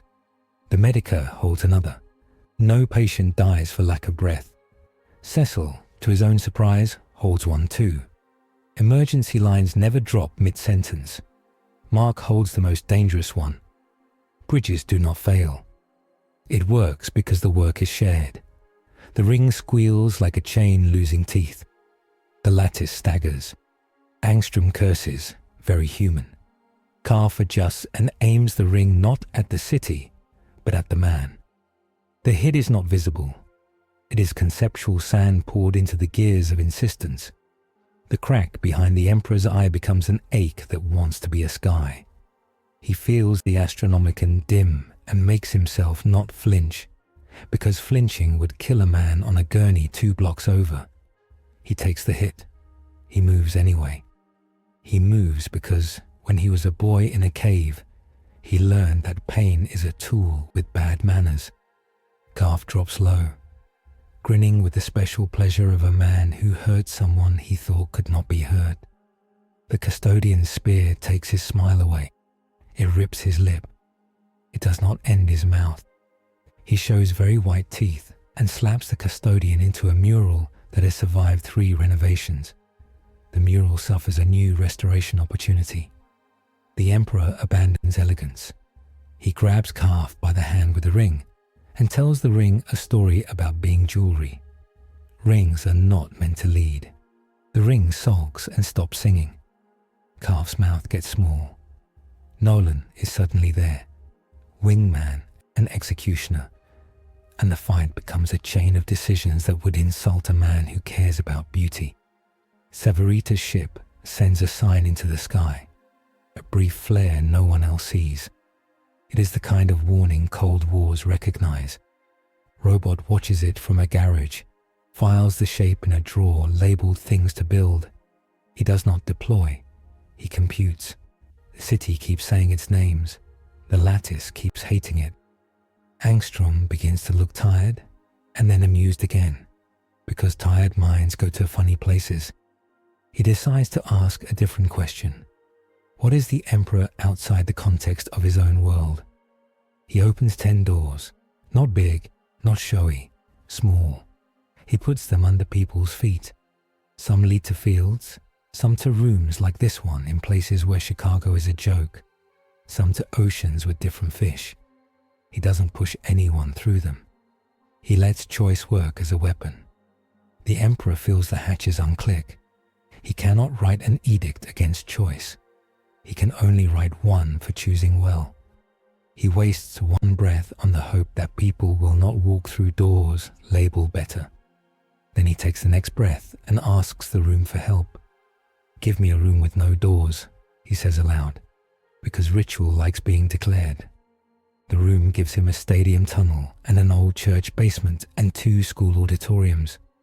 People move into them. The doors still appear. People look at them, then at each other, and decide for now to sit down. "Why do you think I won't just pull you into a place where you have no voices?" Angstrom asks, genuinely curious. "I could." "You could," the Emperor says. "It would make you a thing I could fix without argument." Angstrom believes him, which is interesting. He decides not to be fixed yet. Calf breaks the custodian's spear haft. The fracture is clean. The custodian snarls softly, a noise like a monastery's door groaning. He flips the weapon and uses the broken end as if the break were a feature. It becomes a forked lesson that catches Calf's arm tendons and teaches them not to apply force at this time. Nolan shifts and tries again for the Emperor's duty. He speaks a truth as a weapon. "You cannot hold this forever," he says. "You are choosing between your empire and this one, and that is a child's choice. Both is a word made for bedtime stories. Then I will make the bedtime story real," the Emperor says, and bleeds for it. The first victory is sealed when the lattice retreats to the size of a coin and then sulks into Angstrom's cuff with a spit. He closes it, glares at it, and looks at the Emperor with a face that says the experiment failed to disprove the hypothesis. "Noted," he says. He also says, without saying, "Next time will be uglier." Calf goes with him, because his ring is finger jewelry again, and he does not like feeling naked. Nolan sticks the last hit into air, so that no one can say he left without making his point. The hit meets a place that says, "We love bridges," and the place wins. He leaves too, a bruise in the story. City noise returns in trickles. Someone laughs too loud. Someone cries, and it is beautiful. Cecil exhales so slowly you could age a cheese in the pause.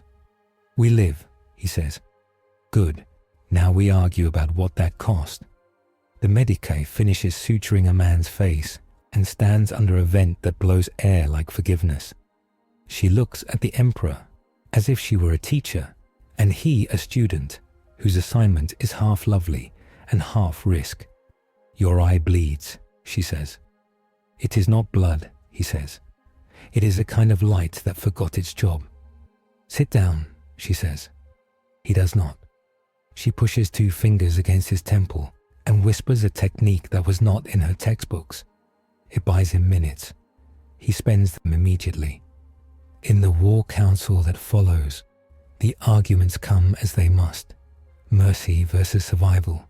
Freedom versus doctrine. Severita makes the case for survival with a cleaver's clarity. Restrict your edicts, she says. Do not build a pantheon of rules. Choose 3. Tell no one all of them. Modulate. If this city learns to rely on your mood, you've committed an old sin with new tools. She pauses. The pause has the weight of trauma and duty. When we taught planets that shields would save them, they stopped digging bunkers. Then the shields failed. Our cemeteries learn new grammar. Cecil makes the case for freedom with a spreadsheet sharpness. Transparency, he says. We don't keep your rules secret. We publish them with limits. We run drills. We train people to not need you even when they do. That means we will die sometimes by refusing shortcuts. That is the cost of not letting you colonize our reflexes. The Emperor steelmans both. He gives Severita's argument its nobility.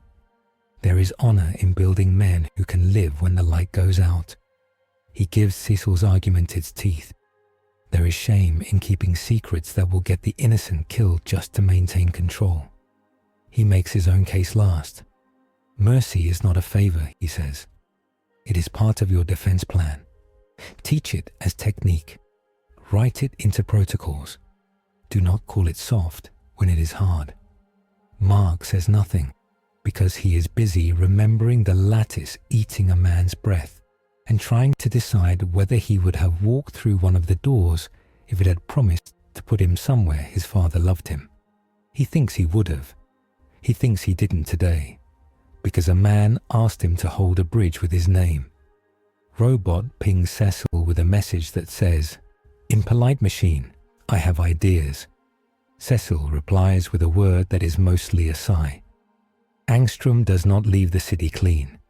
He sprinkles small paradoxes like breadcrumbs, a trash can that is taller inside than out, a train car that arrives early and late, and both drivers swear it made sense at the time. The Emperor resists the urge to tidy. He lets the city digest a few. Skin needs to remember its own elasticity.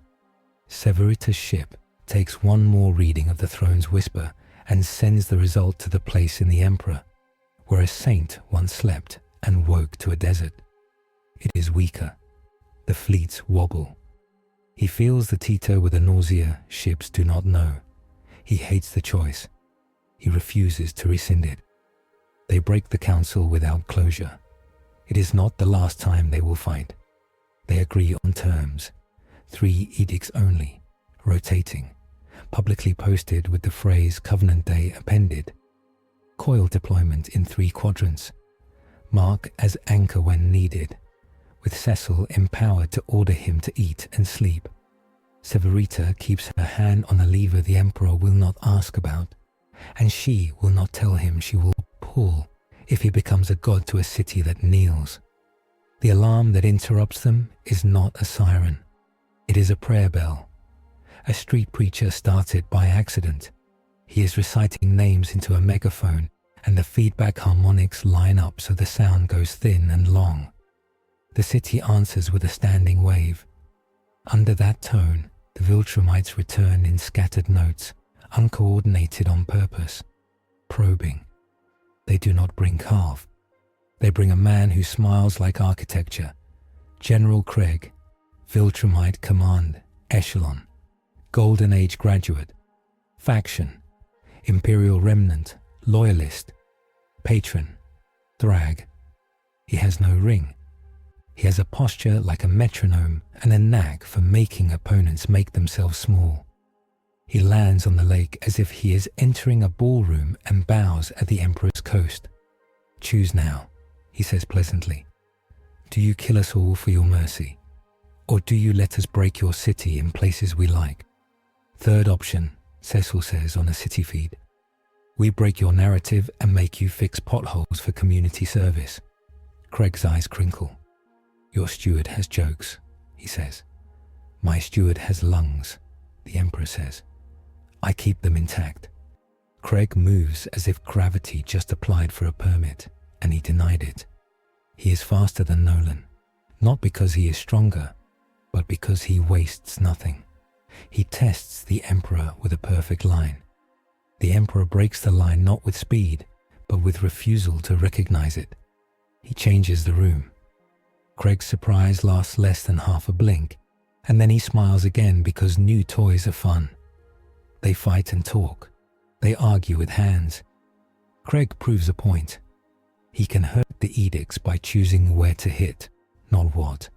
He strikes at boundaries. He punches thresholds. He makes the Emperor spend law on door frames. It is petty and perfect. The Emperor keeps up. The cost rises like tide. In the aftermath of that bright control chaos, the city properly breathes for the first time since morning. People come out from under tables. A woman whose job it is to sell hot dogs counts her buns and laughs because she still has all of them. A boy in a Spider-Man shirt tells his mother he heard the city say his name, and it made him feel like not crying. On a roof, Angstrom looks over his cuff with an engineer's pride and a priest's fear. Cecil stares at a wall of readouts and does the arithmetic that says he can keep this up for 6 more hours before the team cracks, 8 before the city does, 10 before the Emperor falls over or up. He starts making decisions that save minutes like money. Severita meets him by a coffee urn and speaks without lace. I will not let your planet build a religion, she says. Get in line, Cecil says. Religions spring like weeds. I'm busy growing firefighters. She eyes him, measuring whether he is a man she could recruit in a different life. If he fails, you will call me. If he fails, Cecil says, I will be dead, and the city will be a lesson about why people with moustaches shouldn't get to write civics textbooks. Humor is a failure mode, she says. No, he says. It's a tool with bad manners. Evening moves in without doing the nice colors. The sky just gets tired. The Emperor stands on a warehouse roof and watches the city not burn. The dog with the saintly face finds him again, tail a metronome. He does not pet it. He lets it lean against a greave. The pressure, small and insistent, is a vote for calling this a good day. The call comes from a corner no one expected this hour. The Immortal, angrier than he was earlier, less in pieces, more in mood. He hovers the way statues hover in myths. He addresses the Emperor without bowing to the topic of courtesy. You, he says, you're here to protect us. I'm here to keep a promise, the Emperor says. Then hear one, the Immortal says. You don't get to decide what our world becomes. You don't get to freeze us at your favorite page because it makes your heart feel clean. We've bled. We'll bleed again. Your rules don't get to be our spine. Correct, the Emperor says, and the answer knocks the Immortal off balance for a beat. I am scaffolding. You build your walls. Then get off my roof, the Immortal says, satisfied enough to smile. The Emperor nods and leaves, not offended. He prefers being contradicted by men who can take a punch. Night learns its shape around searchlights and prayers. The Viltrumites do not come in a wave again. They don't need to. They have learned what they needed, how to make the Emperor pay to keep his hands open. Angstrom sits in a motel room with terrible wallpaper, cuff in his lap, and writes equations into a notebook with a pen that keeps skipping. He circles a line 3 times. Take the edict out of space. The morning will bring the smarter foe in his true mode. Tonight brings invention and dread. The adept sleeps under his bench because he can't bear to go home with his head singing. The medici sleeps on a rolling stool with her feet in a sink. The custodian does not sleep. He watches the hospital. He watches the Emperor when the Emperor pretends to sleep. Mark sits on his bed, phone in hand, and tries to text his father a sentence that is not a question and is not a plea. He types, deletes, types again, sends nothing. He looks out his window at a city that said his name and feels heavy, which is how anchors are supposed to feel. The Emperor stands alone in a gym, where children learn to be brave yesterday and today and tomorrow. He closes both eyes. He opens a line that only one voice uses. He hears the throne's hymn come thin and far. He sends back strength he doesn't have. It is not enough. He knows it. He hears Fleet's worry. He chooses to be here anyway. Angstrom steps through a door into the gym because he enjoys theatre and respect. He looks at the man and the painted lines on the wooden floor. He puts his cuff away. "I have a gift," he says. "Gifts have knives," the Emperor says. "This one has an edge," Angstrom agrees. "I propose a duel of definitions. You can outlaw my lattice, but only in a place where definitions hold. I will take you to a place I built. There, you will have to bind your law to something you cannot fake. If you win, I give you the tool to teach your city to write its own edicts without you. If you lose, you admit you're a liar, and you leave." Cecil's voice hisses in the Emperor's ear before Angstrom finishes. "No." Severita's name burns a hole in the air like a brass stamp. "My lord, do not enter a maze when you are tired." The Emperor looks at the painted three-point arc and the scuffs that are stories about sneakers. He looks at the doors where children walk in every morning.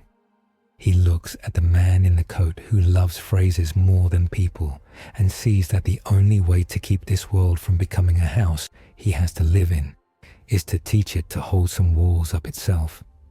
"I accept," he says. Angstrom smiles, not cruel. "Excellent," he says. "Bring your anchor. Bring your spear. Bring your fear." He opens a door that is not a door. It leads to a place where numbers get to vote, and language is a judge. They step. The breach opens like a sunrise that doesn't scream this time. It hums like a courtroom. The city breathes out without knowing why.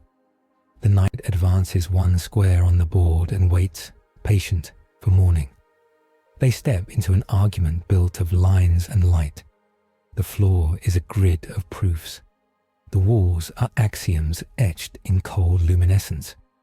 Above, no sky, only statements, each the kind you could spend a life trying to disprove. Air tastes like chalk and hot metal. "Briefing," the Emperor says, voice calm in a place that makes calm expensive. "This arena deletes measures. Standard counters fail. I bind to vows and names. Mark, you are an anchor. Stand still and remember who you are. Custodian, hold a yard of world with your body. If either of you runs, I bleed for nothing." Angstrom bows with a lecturer's pride. "Welcome to my court of axioms. Rules. Nothing exists unless defined. Your edicts must fit into the definitions on offer. If you force external rules, the penalty applies at source." He taps the cuff. "Win by binding law to something you cannot fake. Lose by proving you are just a man with loud words." The floor re-inks under their feet, lines rearranging into concentric rectangles. "All right," Mark mutters, more to his legs than to anyone else. He squares his stance. He thinks his name in his mother's voice. He thinks bridge, because that's what he was asked to be. The first assault is polite. Angstrom births constructs from the air. Geometry given elbows. A triangle with too many sides leans toward the custodian. The custodian sets the broken spear at waist height, a hinge and a promise. The triangle bends and becomes a door. The door tries to be an exit. It finds the custodian's chest and learns that men can be walls. Standard force vectors, trivial, Angstrom says, bored. He flicks a thought and the constructs vanish. Show me how you write a sanctuary into a place where sanctuary is just a word. The Emperor lifts his hand. He does not say no building falls. He cannot. There are no buildings here. He says no oath breaks. He binds the statement to Mark's name, to the custodian's office, to the oath Angstrom took when he decided to be a scientist instead of a thief. The room hums in irritation. It recognizes oaths because they're older than rooms. Angstrom clicks his tongue, amused. Clever, but you are writing on a table I own. You built a table out of law, the Emperor says. Law knows my face. Angstrom smiles. He stops playing nice. The lines under their boots twist into a Mobius of terms. Definitions hang like knives. Child, threshold, consent, force. He picks one up. He holds it like a scalpel. You use words like children. Let's test one. He comes in fast, not with a blade, but with the term itself. The word force meets the Emperor's palm and slides.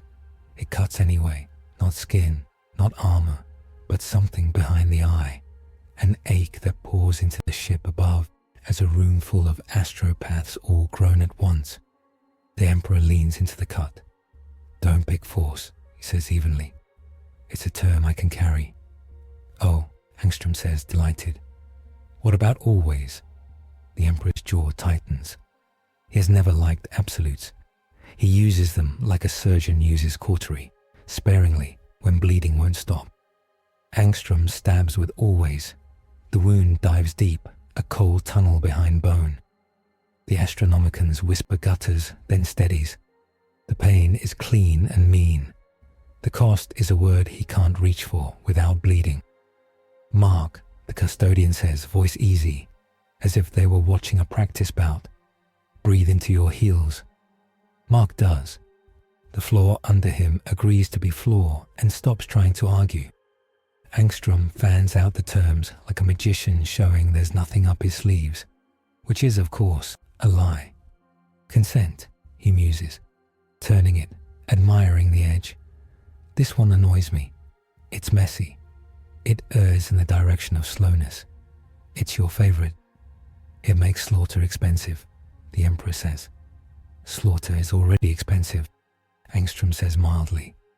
The trick is to use other people's money. He offers the Emperor a construct that is not a weapon, a machine like a loom. Here is my temptation. Take my definition engine. Load your 3 edicts. Let the city run them as civic protocols. No more pain tithe, no more compromise. You become a standard, and everyone sleeps under it. No centralization, I swear. The machine hums. It smells like clean code and lying smiles. In its belly, a lattice, smaller, tidier, eager to be helpful. The Emperor sees the hidden clause. Remove metrical cost by amortizing it across choices. Return efficiency by thinning possibility. It will keep hospitals upright. It will also shave down anything noisy that ethics calls inconvenient. It is a shortcut wearing a badge. You showed me a wolf and dressed it as a policy, he says. No. Angstrom shrugs. I expected as much. The engine unspools and becomes a snare of terms. It darts for Mark, aiming to catch him in a loop where his name can't remember its vowels. The Emperor moves to intercept and hits rule. He has to bind an edict before he can cross the space. He reaches for always. The wound bites. The edict sputters. He changes hands without changing hands. He grabs consent and writes a smaller rule. Mark is not moved by any term that Mark does not accept. The snare reaches his ankle and finds it has to ask. Mark says no. The snare pouts and dissolves. Penalty, Angstrom sings, and the room rings with a sound that isn't sound. The cut behind the Emperor's eye becomes a corridor. On the ship above, Severita's null helms do not help the astropaths. Blanks cannot cushion a cost paid in meaning. She grits her teeth and lays a coin on a plate in front of a cogitator that does not need money. My lord, she whispers to no one on deck, you are spending futures. The duel stops being a lecture and becomes a knife fight. Angstrom bans distance. The court laughs at the idea of between. The Emperor leaps anyway, anchoring every motion to a remembered list of names. Jasmine Lopez, a paramedic. T. Cho, 6th grade teacher. M. O'Rourke, a father who turned a gas main at the right second. With each name, the space under his boot appears long enough to take the step. Angstrom sees it, snarls, and deletes the names. He cannot. They are not on the list. They are in a boy's mouth. Mark, the Emperor says, and the boy recites like breathing. Names spill. The cord twitches. Angstrom's cuff ticks. The world building in him hates this messy choir. Enough, Angstrom says, annoyed. He reaches for consent and tilts it, meaning it to cut. He puts it to the Emperor's throat and presses. What if consent is coerced? He asks, voice calm, cuff humming. What if your edicts are just better coercion? The Emperor doesn't push the hand away. He holds the gaze. Then I become the thing I make vows against, he says. And you win. Is that what you want? I want a world where definitions are honest, Angstrom says, almost plaintive. You are a liar. You paint cages and call them fences. The custodian moves. He's been a statue by design. He chooses a step. He puts the broken spear's fork between Angstrom's cuff and skin and says, in a voice that is winter and monastery bells, enough lectures, fight or leave. He twists. The forked iron bites the cuff's seam. The cuff spits sparks. Angstrom yelps, human, then delighted. Ah, he says, one of you can be rude. Two, the custodian says mildly. The court registers the shove. It penalizes. The Emperor takes the penalty. The pain doesn't spread to his men. It finds his cut and deepens it. Light leaks down his cheek in a line that hopes it is blood. You can't hold always anymore, Angstrom observes gleeful. Good. Absolutes make fools. I agree, the Emperor says, and withholds the rest. That sometimes a battlefield needs a fool to make an absolute and die on it, so others can move. Angstrom alters the game. He cancels quorum. The court stops needing a witness. He cancels witness. The court removes eyes. The duel becomes a place where victory is whatever the dominant mind says when it is done. He grins, unkind now, and pushes the cuff's dial to humor. The court laughs at the Emperor's edicts, and the laughter erodes them. The sacred sign arrives as a silence. It is not a new rule. It is an absence of one. The court goes suddenly quiet, in a way the cuff didn't ask for.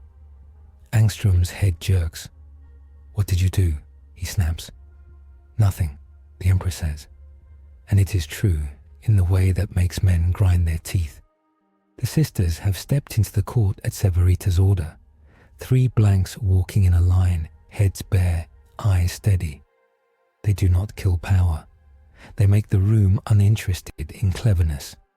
In their wake, the laughter has nowhere to sit. Quorum is still cancelled. Witness is small, but a new old thing takes their place. Presence. The court feels watched by nothing. It adjusts. Angstrom's cuff hisses, offended. This is not a shortcut, Severita says, on a line only the Emperor hears. It is a warning. Reach the throne. You are out of line. I know, he says, and means 2 kinds of line. The limit he is near, the boundary he is crossing. Angstrom makes it ugly. He throws numbers like sand into the gears of oaths.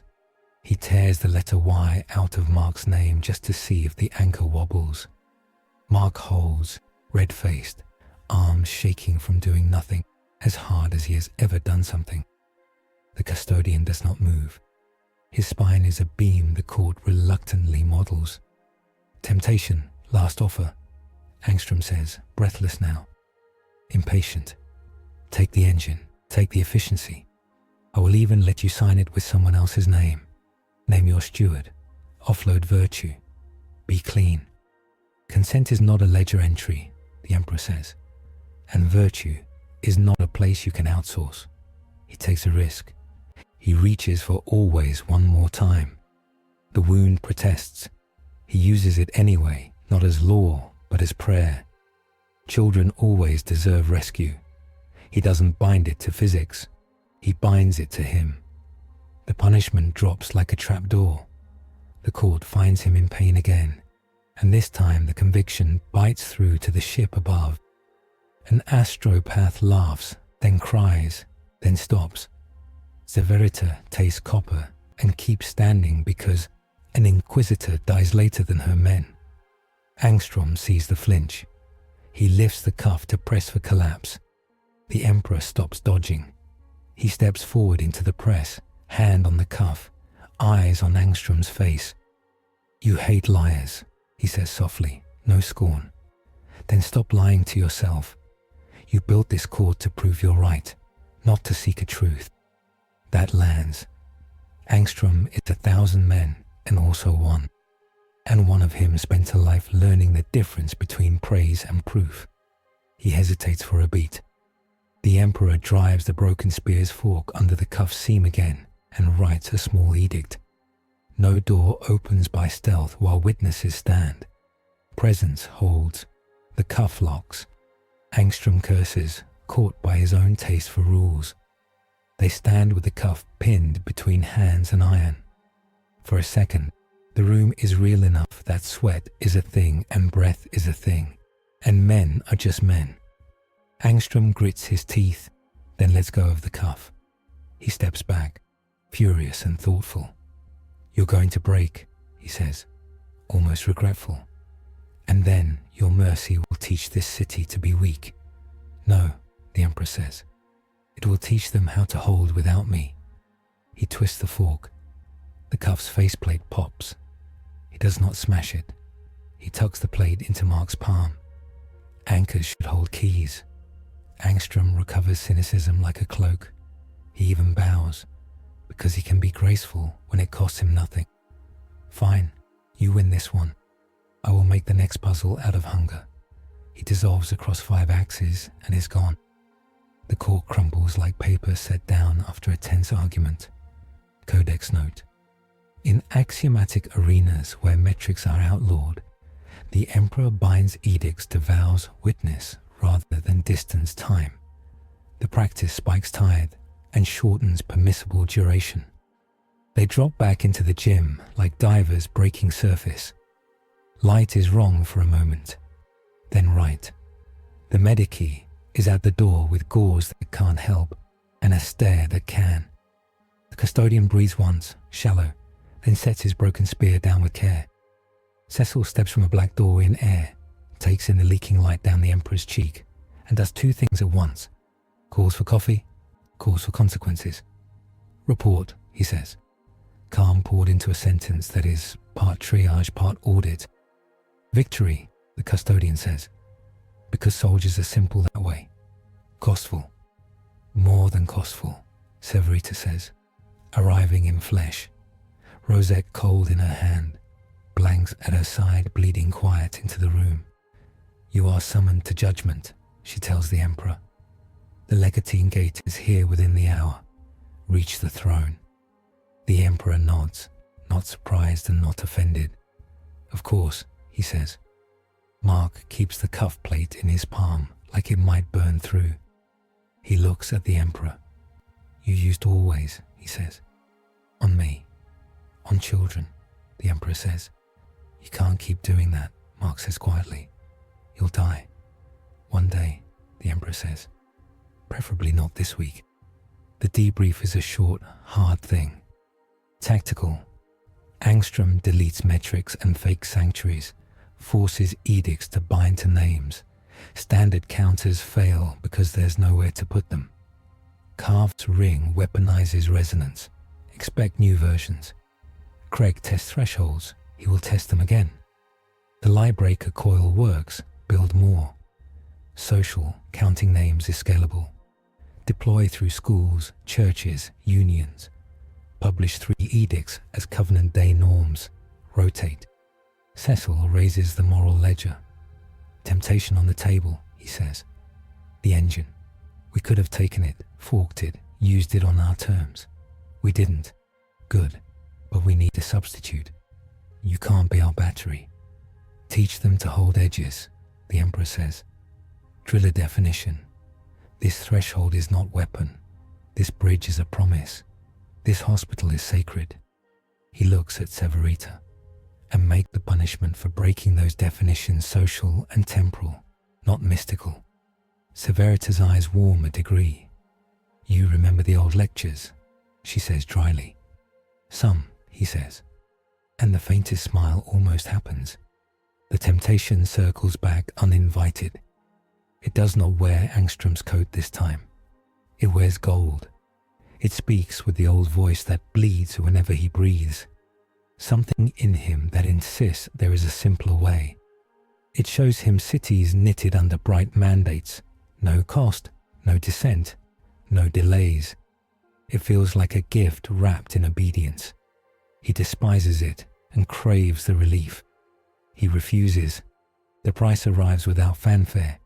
For the next hour, every time he reaches for a law, the always wound tugs. He cannot write duration longer than a minute without paying twice. He trims every edict to seconds and stitches them end to end, a seamstress in a burning room. The sacred intervention's second half is not a miracle. It is a logistics problem with pageantry. The Legatine Gate translates above the city with a grind that fish feel in their bones. It is a fortress cathedral on a spine of engines, ringed with gold, armored in faith. Gun decks are closed, choir windows are black. At its brow, a portico opens and disgorges banners like falling light. Thunderhawks descend with quiet rotors. Custodies in auramite and sisters in ash grey take a perimeter around the gym. Nice, Cecil says deadpan. Subtle. Subtle is for days without emperors, Severita says. The gate's herald does not dismount. He is a voice in a cone of sound that seems to ignore wind. By the 9 and the 1 and the law at the root you are called, he says. Judgment, mandate, or recall. Judgment, the Emperor answers. Mandate if you judge me fit. Recall if you do not. Mark looks from one to the other. Is this where they tell you to stop being nice? He asks, only half joking. This is where they ask whether my mercy is their doctrine or my vanity, the Emperor says. He does not lie.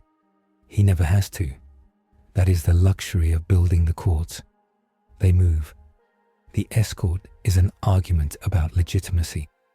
Golden guards, ash-grey blanks, the Inquisitor in black and iron, a city steward in a suit that looks like a man's last clean shirt after a 36-hour day, a boy who is a bridge, a medici with a pack full of stubborn miracles. They form a procession that a cathedral world might envy. Before the Thunderhawk's ramp closes, one more opponent steps into the doorway, not to fight, only to put a word on the table. Nolan.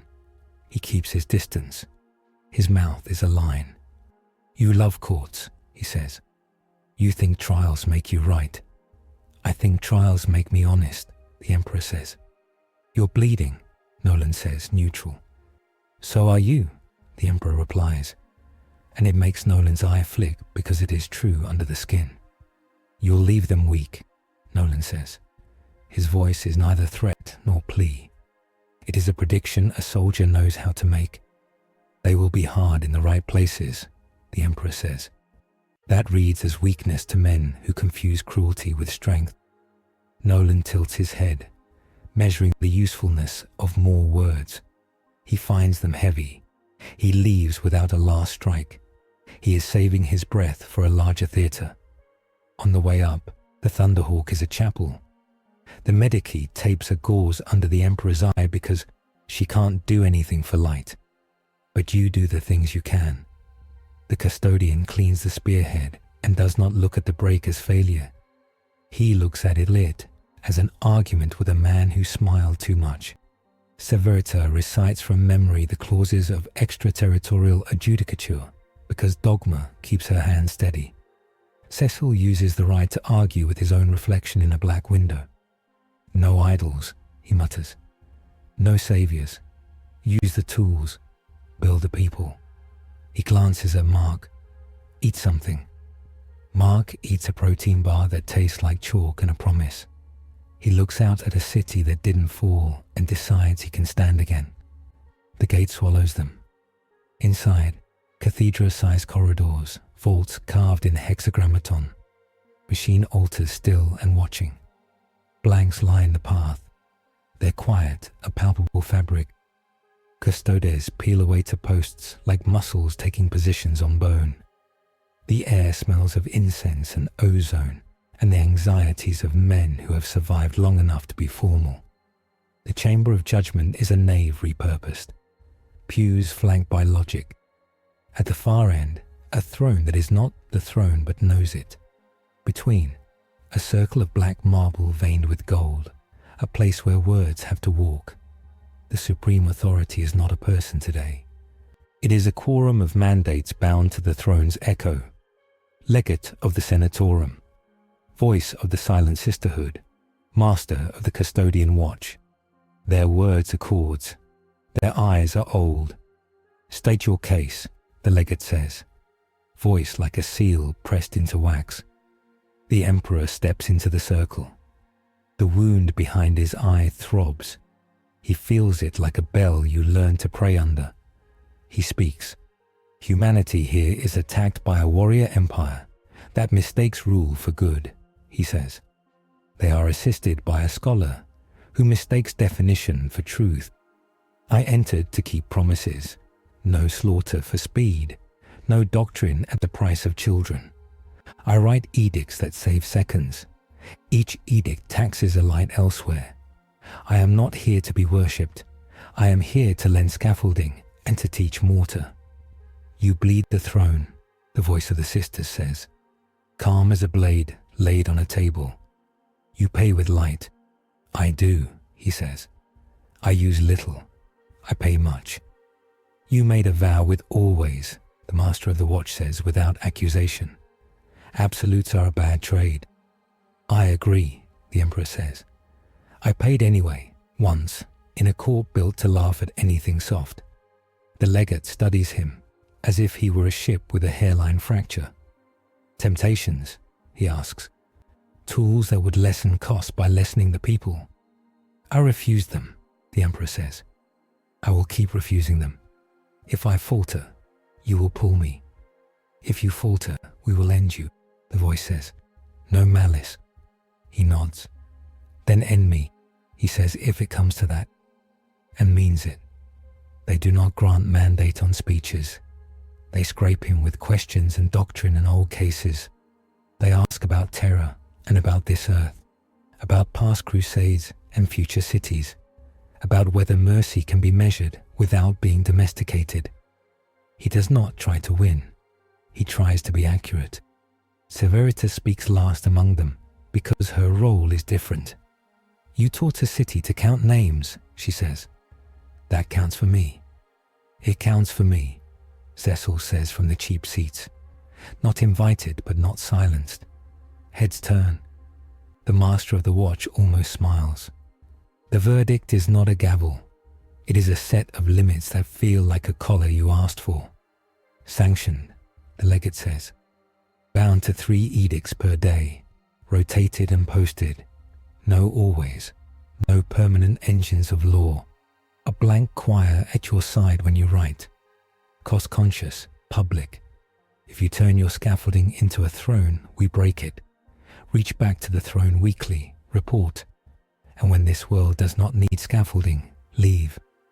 The emperor bows to judgment. He wrote the templates for centuries ago. Accepted, he says. The cost doesn't lift. It never does. But the pain has a frame. He can work with frames. On the way down, the pageantry peels away.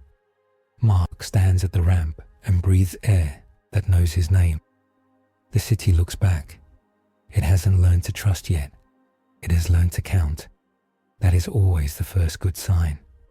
Below, Nolan watches the gate silhouette against the clouds and recalibrates. He thinks about Thrag's appetite and the coalition's fecklessness and his son's stubbornness.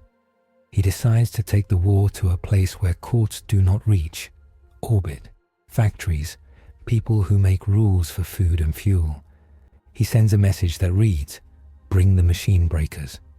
Angstrom sits at a desk under bad motel light and writes a new line under the one he circled. "Take edicts out of space." He adds, "Take them out of witness." He stops, pen hovering, then writes, "Fail that. Take them out of love." He frowns. He underlines the last word twice and hates himself briefly for choosing it. Cecil stands under a streetlight with a clipboard, not because he needs paper, but because paper calms people. He organizes Covenant Day. He calls school boards. He calls union heads. He calls preachers. He calls 3 influencers and hates himself less than he thought he would. He prints simple posters, 3 edicts, dates, hours, phone numbers. He doesn't care that it looks like a bake sale flyer. Eyes like simple. Severita writes a dispatch to men whose titles would break a lesser communications line and is merciless about costs. She does not underestimate the risk of letting an emperor be merciful. She will not save him from consequences. She will save the courts from him if she must. The emperor stands in the gym again, where the paint scuffs are rhetoric that refuses to be elegant. He closes his left eye. He opens it. Light leaks, then stops. He turns to Mark. "You are invited to the War Council," he says, no longer as a symbol, as a man who holds a bridge. Mark nods. "I'll bring better shoes," he says, only half a joke. "Bring your name," the Emperor says. They go to work. The city sets its first Covenant Day for mourning. Volunteers tape paper to lampposts. A woman with a tired baby signs up to read names from a list in the park. A man with a record asks if he can stand at a door and say, "Who is allowed to cross?" Cecil says yes and gives him a vest and a radio, and a dignity you can't buy. Night thins, morning drags. The bruised sky pales. The gate hangs above the lake like a crown left on a table after the party. The Emperor leans on a railing and watches a gull decide a warship is just a place to sit. He laughs. A quiet, unpretty sound. The alarm that rings is not a siren. It is an orbital heat signature. The Viltrumites have stopped nibbling. They have brought a machine breaker, a barbed platform in low orbit, tuned to pulse resonance that smears local law across city-sized squares, built by men who harvest planets and call it governance. Craig shepherds it like a proud uncle. Cecil's boards flare. "There it is," he says. "The smarter foe." "Briefing," the Emperor says, not needing sleep, needing only the ritual. Their goal: erase city-scale edicts by jamming consent with noise. Counters fail because we cannot outvolume them. We must outcohere. We will anchor to witness again, but we will add a rule. No order stands unless it has 2 human hearts at its root. Pairs, partners, buddy system. Cute, Cecil says. And scalable. Ugly, Severita says. And good. The machine breaker starts to sing. Streets vibrate, names get fuzzy, thresholds wobble. A boy loses his mother's hand for a second and starts to cry. The Emperor writes 3 edicts on a board in the park, and a woman reads them like a grocery list and they become real. In that roar, a small voice carries, because it is holding another. Mark and Amber stand shoulder to shoulder at a bridge entrance where someone has taped a poster with crooked tape. They say together, "No man or god or empire breaks this promise today." The bridge hears. The machine breaker shrugs like bored weather and keeps humming. The bridge holds anyway. Craig drops from orbit, all clean lines and good posture. The Emperor meets him mid-air, not for pageantry, but to keep the fight away from the choir. They hit like 2 sentences disagreeing over a clause. Craig's face stays professional. You submit to courts, he says, almost pitying.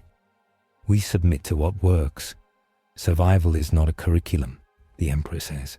He parries, and the shock ripples down to water that refuses to splash onto a gull because of a rule that now lives in a boy's mouth. Craig is not a showman.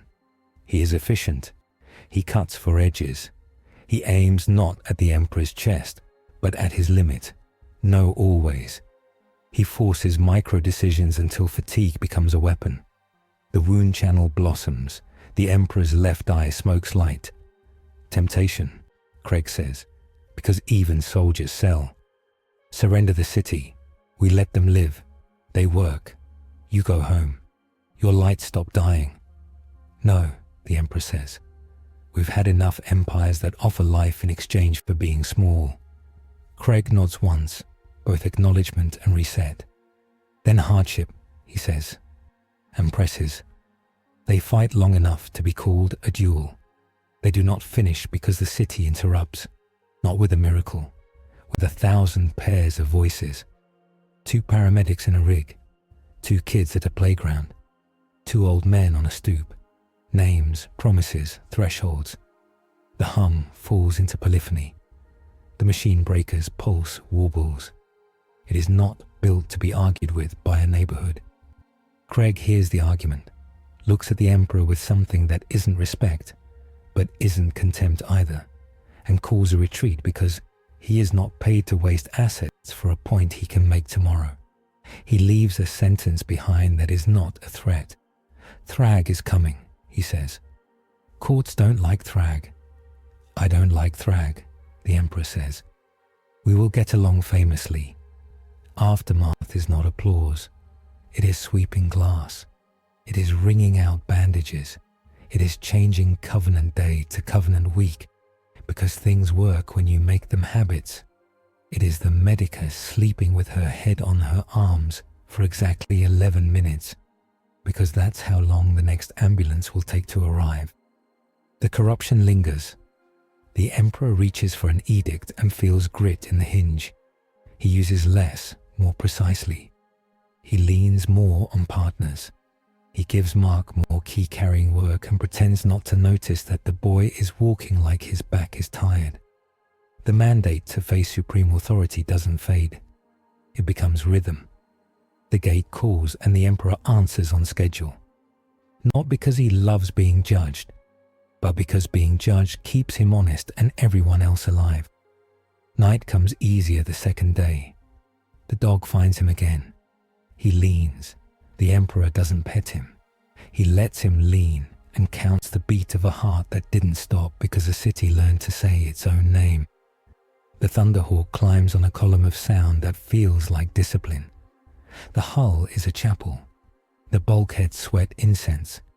The Medici tapes a gauze under the Emperor's left eye because you honor body even when light is what leaks. The custodian sits cross-legged on the ramp, cleaning the spearhead with squares of oiled cloth, never glancing at the break in the haft, as if shame could be caught by looking. Mark buckles into a jump seat and pretends the harness is a hug and not a reminder of velocity. Severita stands with one hand on a brass rail and the other clasped behind her back. Cost, she says, not looking at him. I count it, the Emperor answers. You pay it alone, she says. I always have, he says. And then, because dogma is not the enemy when it is honest, and that is a flaw. She turns at that, eyes amused and kind and pitiless. Dogma says, share cost or stop. Saul doesn't know how to pay for you here without dimming there. You want mercy to be infrastructure, good. Build accountants. The Medici snorts softly. I have a ledger, she says. It's called my shift. Mark watches them spar and feels like a freshman auditing a graduate seminar where the professor bleeds in the pauses. Is it okay? He asks, gesturing in the general direction of the cosmos. Back home. You're home. No, the Emperor says. But it will be, if I am careful. The gate receives them like a cathedral that forgot to be quiet. Grave anchors sing. Iconography scrolls along ribs of adamant and gold. As they pass into the throat, the world inside the bay becomes a procession. Custodes in auramite step to attention. Scarlet plumes held still by training more than air. Sisters in ash grey form a corridor that breathes silence. A choir of servitors hums a line that once was a psalm and now is plumbing. The escort is a theorem about legitimacy. Cecil steps off the ramp and cannot help it. His shoulders go back like a boy in church. Mark follows and feels smaller than he has since he first flew. The Emperor takes the weight of pageantry like a man shrugging on a familiar coat that has new stitching. They walk. Chapel pods break the corridor at intervals. Little halts where men who kill pause to learn softness again.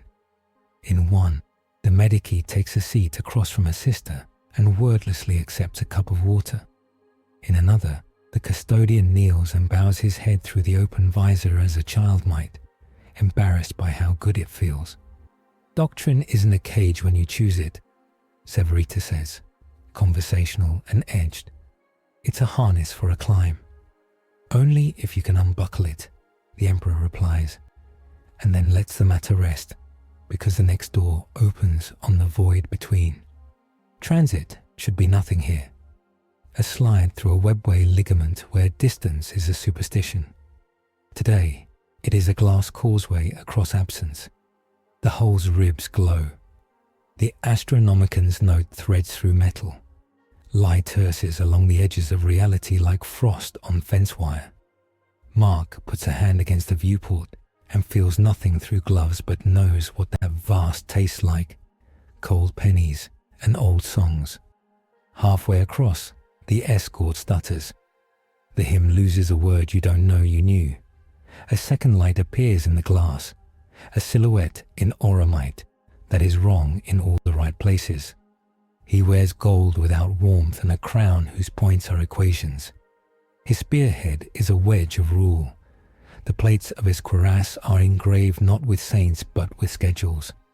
His face is a mask of a man who once believed mercy was a verb and now believes it is a rate. His name is not spoken here. He brings it with him like a warrant. Regent, absolute, mirror of law. The Emperor from a branch where he accepted Angstrom's engine and installed it without a vote. He steps onto the causeway, as if stepping into a board meeting he already controls. Brother, he says, it's not mockery, it's assessment. You still bleed for seconds. I bleed once and never again. Mark looks from one gold giant to the other and feels his stomach try to drop through a floor that doesn't admit gravity unless invited. He's you. He is what I could have chosen, the Emperor says. Optimization, the Regent says smoothly. Children live, bridges hold, no pain tithe, costs spread across a city so thin it is a caress. We do not ask consent every time we breathe. Why demand it to keep hospitals from falling? Severita's hand slices down. Warning, as if gesture can cut through a metaphysical trespass. He is a blasphemy, she says. He is a datum, the Emperor says. Speak, and be brief. The Regent inclines his head, charitable. You've finally written edicts with witnesses. Good. Now automate them. My engine. He taps a bracer whose surface is etched in lattices that hum too evenly. Lives under streets and altars. It harmonizes thresholds. It prioritizes cargoes and crosswalks and heat in winter.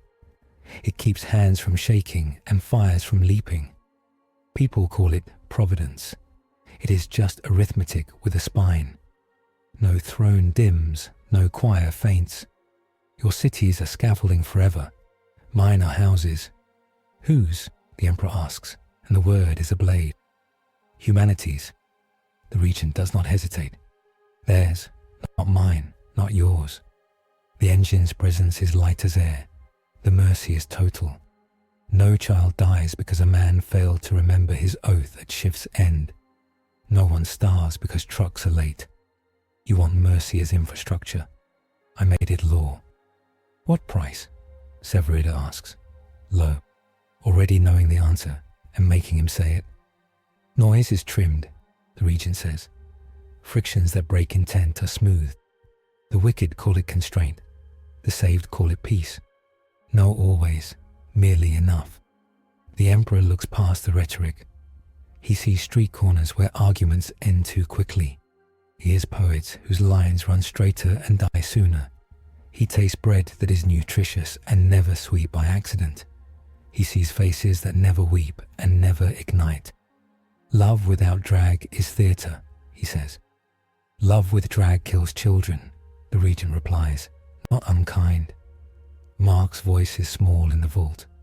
Do they choose? He asks. They choose within envelopes that do not allow catastrophe, the regent says. Catastrophe is someone else's religion. Severita raises her rosette as if warding off weather. Be gone, she says. Make me, the regent says, and smiles because argument is a joy, and he still remembers that. He moves, not fast and not loud. His spear glances off the custodians, sending a chime down the causeway that sounds like a gavel. The emperor meets him a half step later. They are mirrors not in motion but in refusal. Each denies what the other asserts. The regent writes a perfect corridor where consent is presumed. Efficiency. The emperor muddies it with an insistence that consent is particular. Dignity. Sparks pour, but they are sparks of policy, not heat. The regent tries to mark, only a sigil, a soft seal that would make him easier to rescue later when the engineering comes everywhere. The emperor steps between and writes, in law that hurts him to write across a webway. No seal binds a free name. The seal lands against that clause and falls off like a magnet from wood. Pain goes needle bright behind his eye. The astropaths aboard the gate set their teeth and hum a shame-made lullaby. Stop, Severita says, because this court is not of the emperor's making, and the regent is an argument that should not be allowed to happen in transit. The sign arrives, not thunder and not a vision, a thinning, a sweetness, a single high note as the Astronomicon threads this causeway with a filament of home. The light in the regent's crown flickers. He looks up, calculating risk, and finds himself weighed by something older than engines and more patient than arithmetic. He withdraws without petulance. I will see you when Thrag breaks your time into hours you can't afford, he says. We will count together then. He taps the bracer. The causeway shivers. He is not here. Reach the throne, Severita says, and the phrase is a door you open with breath and duty. The void falls away to reveal the fortress that anchors the light. It is not terra entire. That would be a comic sentence. It is a node, a cathedral megastructure that lives on the far side of the gate, bolted to star and law. Its spires are radios. Its transepts are engines. Its piazzas are docks where a fleet's bones learn how to carry light. Statues the size of old buildings stand in ambulatory, like men posted to eternity. Banners hang like long thoughts. The air tastes of metal warmed by candle and sweat. They disembark into pageantry that knows why it exists. Heralds in sable and red bear staves with glyphs that say, who may speak aloud under which vaults. Custodies hold lines that keep men from kneeling out of reflex. Sisters in null habits stand like the pause between arguments. Vox priests chant the ledger of ships whose dead had to die for others to make it here. Mark can't help staring. Is this, he starts, a chapel for a lighthouse, the Medici says, and a courtroom for the man who tends it. He does not sit on a throne. He stands before a dais, where the throne's echo forms a geometry of light that the eye skids off of respectfully. The quorum that spoke in the gate waits, but they are not the audience that matters. The presence is. It is telepathic without voices, numinous without theatrics, a pressure that feels like a hand on the back guiding you gently toward the thing you said you wanted. No one speaks. It speaks without words, because it is not a person. It is an oath that was set on fire and didn't run. The exchange is not a dialogue. It is a weighing of architecture. Mercy is placed on one pan, war on the other, in between. A city's willingness to count names. The emperor opens his hand and shows it what he has done. The coils called lie breakers. The edicts stripped to seconds. The counting choirs. The refusal of engines. The acceptance of collars that warn him when he loves control too much. It shows him bodies. Astropaths, faceless and loved. Light dimming along a corridor that serves 1 billion ships. The fleet's unease. It shows him, too, 1,000 small faces in a city that did not fall, because he slowed a crane, humming. It does not punish or forgive. It frames. It shows him war not as victory, but as the preservation of the capacity for shame. It shows mercy not as ceasefire, but as the system that keeps options alive. It shows him that the blood price logic he must accept is not a ledger he likes, but a math that refuses to lie. The cost of writing law from the outside is paid by those who depend on the inside to feel like home. It presses love into his hands and waits to see whether he returns it, as policy or as grace. He does not kneel. He bows in the way a man bows to himself when he stops lying. He accepts limits spoken as geometry. Power scaling, interlude 2. Under mandate, he may write only 3 edicts per day, each constrained to 60 heartbeats and bound to 2 human witnesses besides himself. Every edict must ride in on a blank choir's hush, or it risks congealing into habit and becoming doctrine. He may not use always. He may not bind children without an adult partner. He may not write laws about mines, only about thresholds.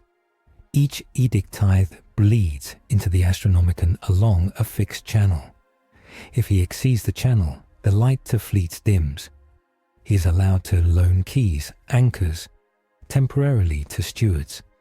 If a key holder dies while bearing a law, it shatters cleanly rather than becoming a relic. The master of the watch steps forward with a measured weight of boots. Our oath holds you, he says. Hold yours. He turns to Severita. Keep his flanks honest. With joy, she says, which is a strange word on her tongue and truer than it should be. Cecil's voice does not echo here. It lands and is absorbed by serious stone. We'll need manuals, he says, not joking. Drills, posters. Who writes the copy? You, the Emperor says. And Severita almost smiles because she knew he would. The medici adjusts the gauze again. 60 heartbeats, she murmurs, doing the arithmetic of her shifts in her head. Make them count. They do not linger. Pageantry is not comfort. It is weight. The throne's echo quiets. The robed and armored release breath as procedure says and hearts say. The escort reforms. On the way out, a young sister with a face like a knife and a jaw like a book looks at Mark and doesn't smile. He does not either. They are both learning new kinds of standing. Transit back feels shorter because you know what you are paying to move. The causeway holds. The hymn keeps his words. No mirror intrudes. When Chicago unfolds below, morning is a pale bruise with a gold stain in it, where a new day has dripped through. They come down with less ceremony than they went up. The dog is waiting at the hangar, tail beating a patient rhythm against a crate. The Emperor steps onto concrete that admires itself for not breaking. Cecil hands him a clipboard. Because paper is a ritual we can all afford. 3 edicts, Cecil says. We post them. We run pairs. We set the choir. We feed the call trucks. We tell the city. We are borrowing 60 heartbeats 3 times, and they can tell us where to spend them. Consensus takes hours, Severita says. We've got minutes, Cecil says. So we fake it with good guesses and publish our mistakes. The Regent left a gift. Not the engine, never that. But a thin scar of light. On the cuff plate, Mark still carries. It warms when the boy stands under a bridge. It hums softly when he says a name like he means it. The Medici eyes it like a shard that will go septic if ignored. What is it? Mark asks. A key that wants to become a lock, the Emperor says. Guard it. Don't use it to be clever. Mark nods. He has never in his life wanted less to be clever. They call a covenant in the park. People read edicts into phones and write them in chalk on sidewalks and pin them to bulletin boards with thumbtacks that smell like the 1990s. The first one is prosaic and perfect. No building falls from its roofline for 60 heartbeats after the siren. The second is more tender. No child is separated from a hand they are holding while crossing. The third is operational and weird. Emergency lines do not drop mid-sentence. The blank choir hums. The laws arrive like weather but better. They hold. Squads deploy with coils that now run off trucks with noisy generators because beauty is optional where function is not. The Medici sets up a tent and starts mandating rest with a voice that commands more convincingly than some laws. The Viltrumites test the fence. They never stop. Craig sends a pair to a wastewater plant. Nolan touches down on a high school roof and watches a football team run a drill where they say each other's names before hiking the ball and feels a thing he pretends not to feel. Angstrom puts a trash can that is bigger inside than out on a corner and watches a little girl climb into it to retrieve a kitten without needing to break the symmetry. He smiles despite himself. Under sky and scaffold, the Emperor does the thing he was permitted. He teaches mercy as an operating procedure, not a mood. He eats when the Medici tells him to. He writes edicts with witnesses. He lets the choir make his power smaller and truer. He feels the throne's corridor in his head grow a layer of scar that is clean and white and serviceable. Evening finds him in a chapel pod in the hangar, seated on a bench he never uses correctly because benches are for people with time. The custodian stands in the doorway, the broken spear leaning like a staff. Cost versus dogma, the custodian says. You chose both. I chose to be held, the Emperor says. Then don't pretend you are alone, the custodian says, and steps aside because the Medici is coming with another strip of gauze and the dog is coming with prayer, and Cecil is coming with posters, and Severita is coming with a lever she will pull if she has to, and the city is coming with names. A low, patient chime cuts conversation. It is not siren. It is the hum of something large changing its mind. Up in orbit, the machine breaker Craig shepherded has stopped humming and started listening. It is learning the beat of a city talking to itself. It will return smarter. Thrag is a rumour with hands. Under the rumour, a child sleeps through a night with no new holes in it. The dog snores.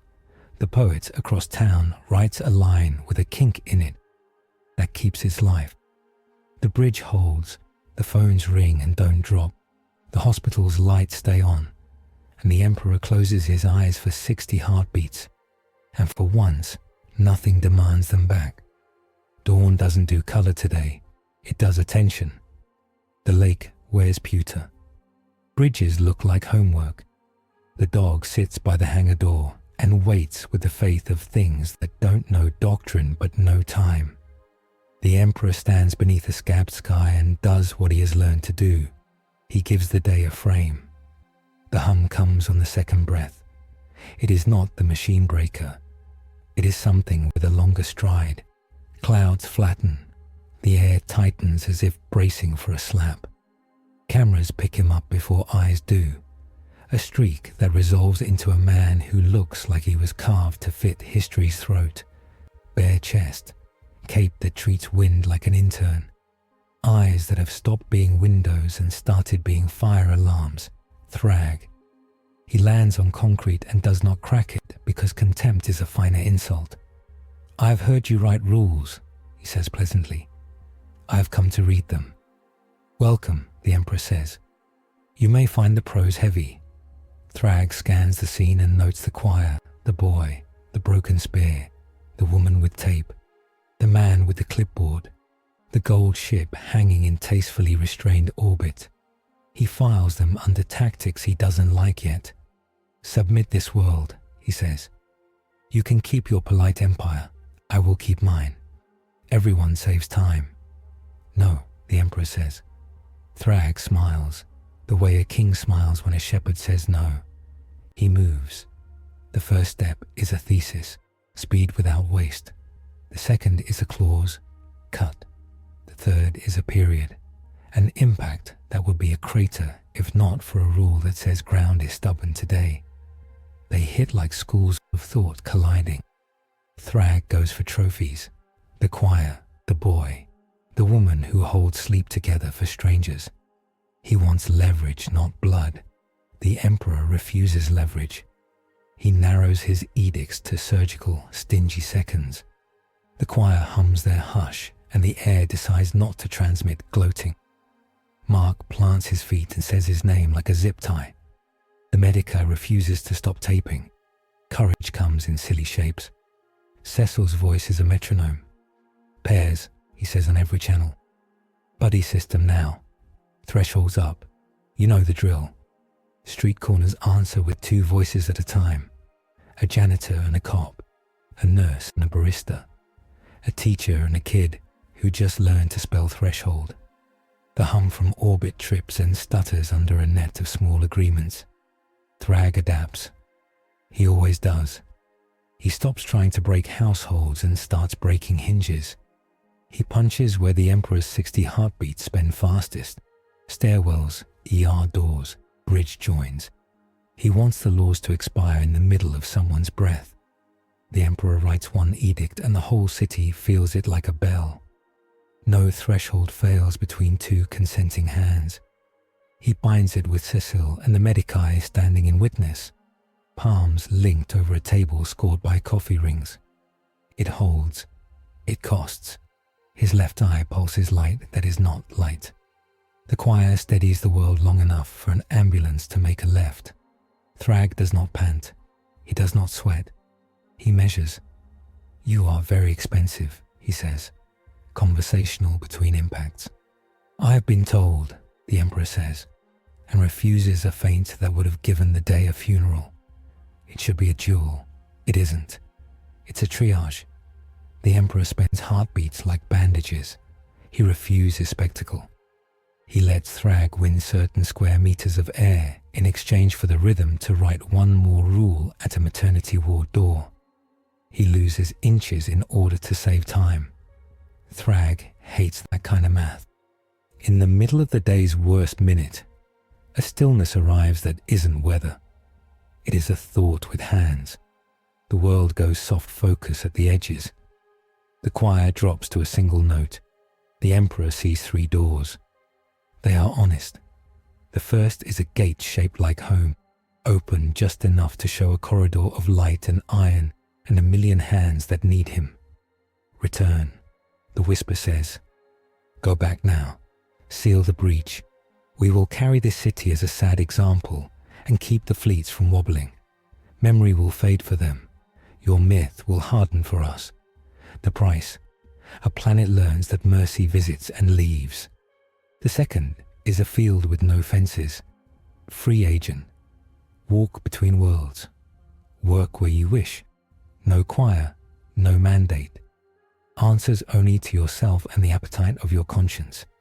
The price: schisms bloom behind you like footprints. Every city you help becomes a fight about you. The third is paper and oath. Ugly because it is real. Sanctioned servant. Bound edicts and public ledgers, and a collar you chose that tightens when you lie to yourself. Maximum impact. Minimum glory. The price: autonomy traded for accountability. The comfort of being decisive traded for the humility of being audited. Your power is small and honest. He doesn't stall. He reviews the ledger. Astropaths thin, but singing. A boy who stands because someone asked him to stand. A city that learned names like a spell. A tyrant who will convert seconds into graves if you let him. He chooses the third door and accepts that it locks behind him. The collar closes without sound. It is not metal. It is a list and a signature. It doesn't choke. It reminds. The pain in his eye becomes a shape he can step around without pretending it isn't furniture. The world inhales. Thrag is in the same place he was. He sees no collars. He sees a posture change. He respects it by trying to break it. The Emperor steps into him like a sentence that refuses a bad predicate. He doesn't outmuscle, he outframes. He writes his second edict of the day. No fist determines history unilaterally while witnesses stand. He binds it to Severita and Cecil, standing, silent and loud in their ways. Thrag's next blow hits air that says we are many, and it lands as an assertion, not a fact. It still hurts. It hurts less. He frowns because annoyance is a novelty. Craig drops to help his monarch not because Thrag needs it, but because efficiency likes partners. The custodian meets him with the broken spear and etiquette. Their exchange is a clean lesson in how men who respect the art of impact disagree. Craig comes away with a bruise that will be a private teacher. The custodian comes away with ribs that will argue with stairs for a week. Angstrom watches from a roof and is offended by how uninteresting Thrag finds definitions. He flips his cuff, holds the scarred plate in Mark's hand up against a streetlight, and tests a new harm. Can you subtract love? The cuff warms and goes cold. He learns a thing he didn't want to know. Love is not a field but a habit. You don't subtract it, you starve it. He feels sick and writes it down anyway. Thrag pushes for the moment he always gets, the world paying him to go away. He corners the choice at a bridge. He holds it hostage to a schedule. He knows the trick where you make people betray themselves slowly enough to sleep through it. He says, "Yield." Cecil's voice is dry. "Hard choice. We love those." He links arms with the Medicae at the foot of the bridge and says the edict back to it like a couple renewing vows. Around the city, pairs formed in the morning form again without being told. 2 cooks at a diner do it with greasy hands. 2 kids do it without knowing it matters. 2 old men on a stoop do it while rolling their eyes at all this fuss. The bridge decides to be a promise, not a prop. The Emperor writes the 3rd edict with a wince because he is now done for the day, and he chooses to spend it here. No child's path to safety is obstructed by design within 60 heartbeats. He binds it to Mark and Amber because he trusts young love more than he trusts math. The rule runs like a fuse through alleys and halls. Doors yield, cars stop. Men who would have been brave by pretending they didn't see step aside because they have an excuse to be good. Thrag calculates. His calculus is not moral. It is physical and political and very old. He can break this city today, but the story will be expensive. The man will not give him spectacle. The choir will make victory small. He files the variables, stores the music, and steps back without admitting retreat. "This is not a war," he says mildly. "It is an audit. I will be back with better numbers." "Bring a pencil," Cecil says, because sarcasm is how you keep air moving when a tyrant stands too close. They go, not all at once, in pairs and threes, like men leaving a party that wasn't fun. Craig glances once at the custodian and nods as professionals do. Nolan hovers long enough to watch his son's shoulders set and decides not to say any of the sentences he wanted to say, because the boy would hear all of them as the wrong one. Angstrom closes his door and hates his reflection. The silence after is full of shoes on concrete and quiet prayers. The Medica sits on a curb, and lets her hands remember stillness. The choir exhales into laughter that doesn't take anyone's job away. The dog collapses and snores like a small engine. Covenant week becomes covenant practice. Drills run without needing uniforms. Posters get dog-eared and don't come down. The coil trucks get upgrades that look like barnacles and are actually grace notes. Robot builds a thing that listens for the wrong kind of quiet and pages people who know how to sing. The Emperor goes to the river and stands under a bridge that held. Mark joins him, holding the plate that needs a pocket. They watch a couple of kids push a bike up from the bank where somebody threw it and carry it, ridiculously, together, front and back. You pick the collar, Mark says. I asked for it, the Emperor says. I will keep asking for it until I don't need it. You could have left, Mark says. Not as accusation, as inventory. I could have made it clean in one place by making it dirty somewhere else, the Emperor says. I could have made it easy by making you smaller. I am too old for easy, and you are too young to be small. Thanks, Mark says, and means it twice. Severita finds them and says the thing that matters most from her side of the table. Operating rules, she says, offering a paper with words on it that deserve to be written by hand. No edicts about mines, no always. Publish everything. Witness pairs. Choir present. Anchors rotated. No thresholds turned to prisons.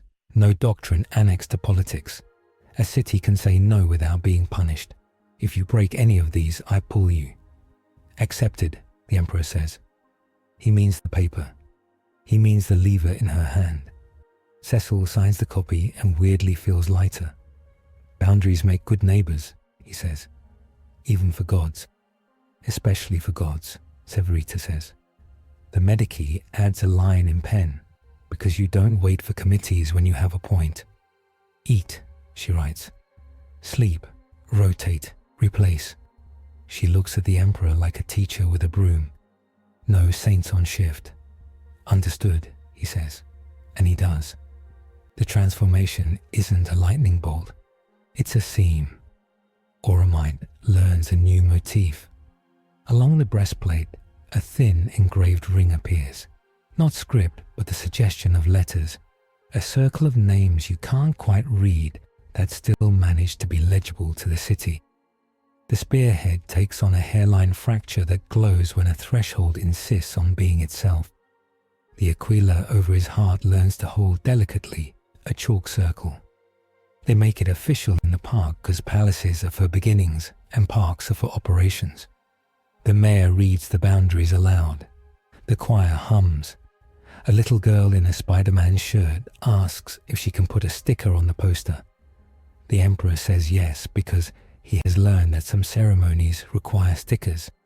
3 paths, Cecil says afterward, leaning on a barricade. You always pick the hardest. The most useful, the Emperor says. Same thing, Cecil says. Most days. Sunset forgets to be dramatic. Good. Drama takes energy. People go home. That is the point. The epilogue doesn't wait. It writes itself in 4 corners of a map that looks bigger when you have rules for it.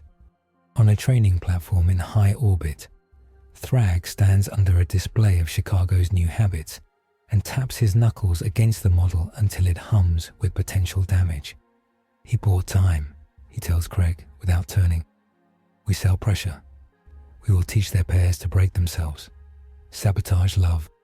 Then law falls. He doesn't smile. He writes schedules.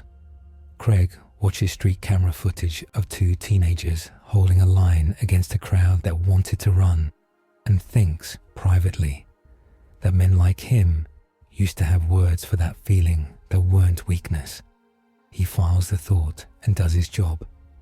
In a motel that finally admitted it wants to be a ruin, Angstrom fills a wastebasket with pages where he tried to force love into equations and the paper smoked. He writes instead a list of places where the habit of love can be starved until the edicts go brittle. He hates himself thoroughly and works anyway, because truth is a bully in his head. The Regent Absolute stands in a city where trains are on time and fights end too elegantly, and watches the news from a place without engines. He tells himself he has won. He listens for poetry that cuts and hears it faint, and thinks about whether mercy that bleeds is uglier and therefore possibly alive. He puts a pin in the map labeled later. Above the lake, the gate steady burns. Its choir is lean, but not dying. Severita sends a dispatch that reads like a recipe. 3 rules, 60 heartbeats, 2 witnesses, 1 collar, 0 engines. She adds, handwritten, a line that is not procedure. He chose audit over throne. He is annoying and useful. Pray for him, and not for his comfort. Cecil prints another run of posters and tells a designer to make the font bigger. He has a meeting with a union, and the pastor who runs the soup kitchen, and the kid who runs the biggest group chat for teens in 3 neighborhoods. He drinks bad coffee because that is a sacrament of civil defense. The Medica returns to a ward where glass is still lodged in a few shoulders, and arguments are still lodged in a few marriages. She writes a protocol for who gets rest first, that everyone hates until they try it, and it works. She tapes the Emperor's eye only when she has time, and only after yelling at him to sit down, which he does, and then lies about enjoying. Mark and Amber stand on the bridge at night and say nothing, and then say their names in a whisper to a city that remembers them. He puts the plate in his pocket and decides not to use it for anything clever. He texts his father and says, simply, "I'm okay." He does not expect a reply. He gets 1 word, "Good." He rereads it and decides it is too small to fit what he wanted. He also decides it is, for tonight, enough. The nurse from the first morning stands at the same crosswalk and looks up at a sky that has learned new hymns. She feels the air touch her face like it did that day and doesn't flinch. She goes home to a child who will never know why the bridge felt safe in her hand. She makes breakfast anyway. The poet writes the line that wouldn't flatten. It reads, "We kept the promise ugly and alive." He likes it. He hates it. He reads it at a mic in a bar, and a woman in the back nods and doesn't know why she's crying. The dog dreams about being a boat. The last image is not a banner. It is a light seen from too far away for names. Ships that never heard of Chicago see the Astronomicon with a new edge to it, a hair-thin ring around the great beam, a suggestion that the lighthouse learned a new word and kept going. Somewhere between stars, a helmsman who never prayed says thank you without knowing to whom. And in a gym with scuffed paint, under a hoop that rattles on bank shots, a man in gold with a collar you cannot see sits for 60 heartbeats and doesn't try to spend them. He lets the day be. The city holds itself up. The choir goes to dinner. The clipboard gets put down. The spear leans against a wall that has learned briefly to love being a wall. He smiles, small and private, and stands when the radio calls his name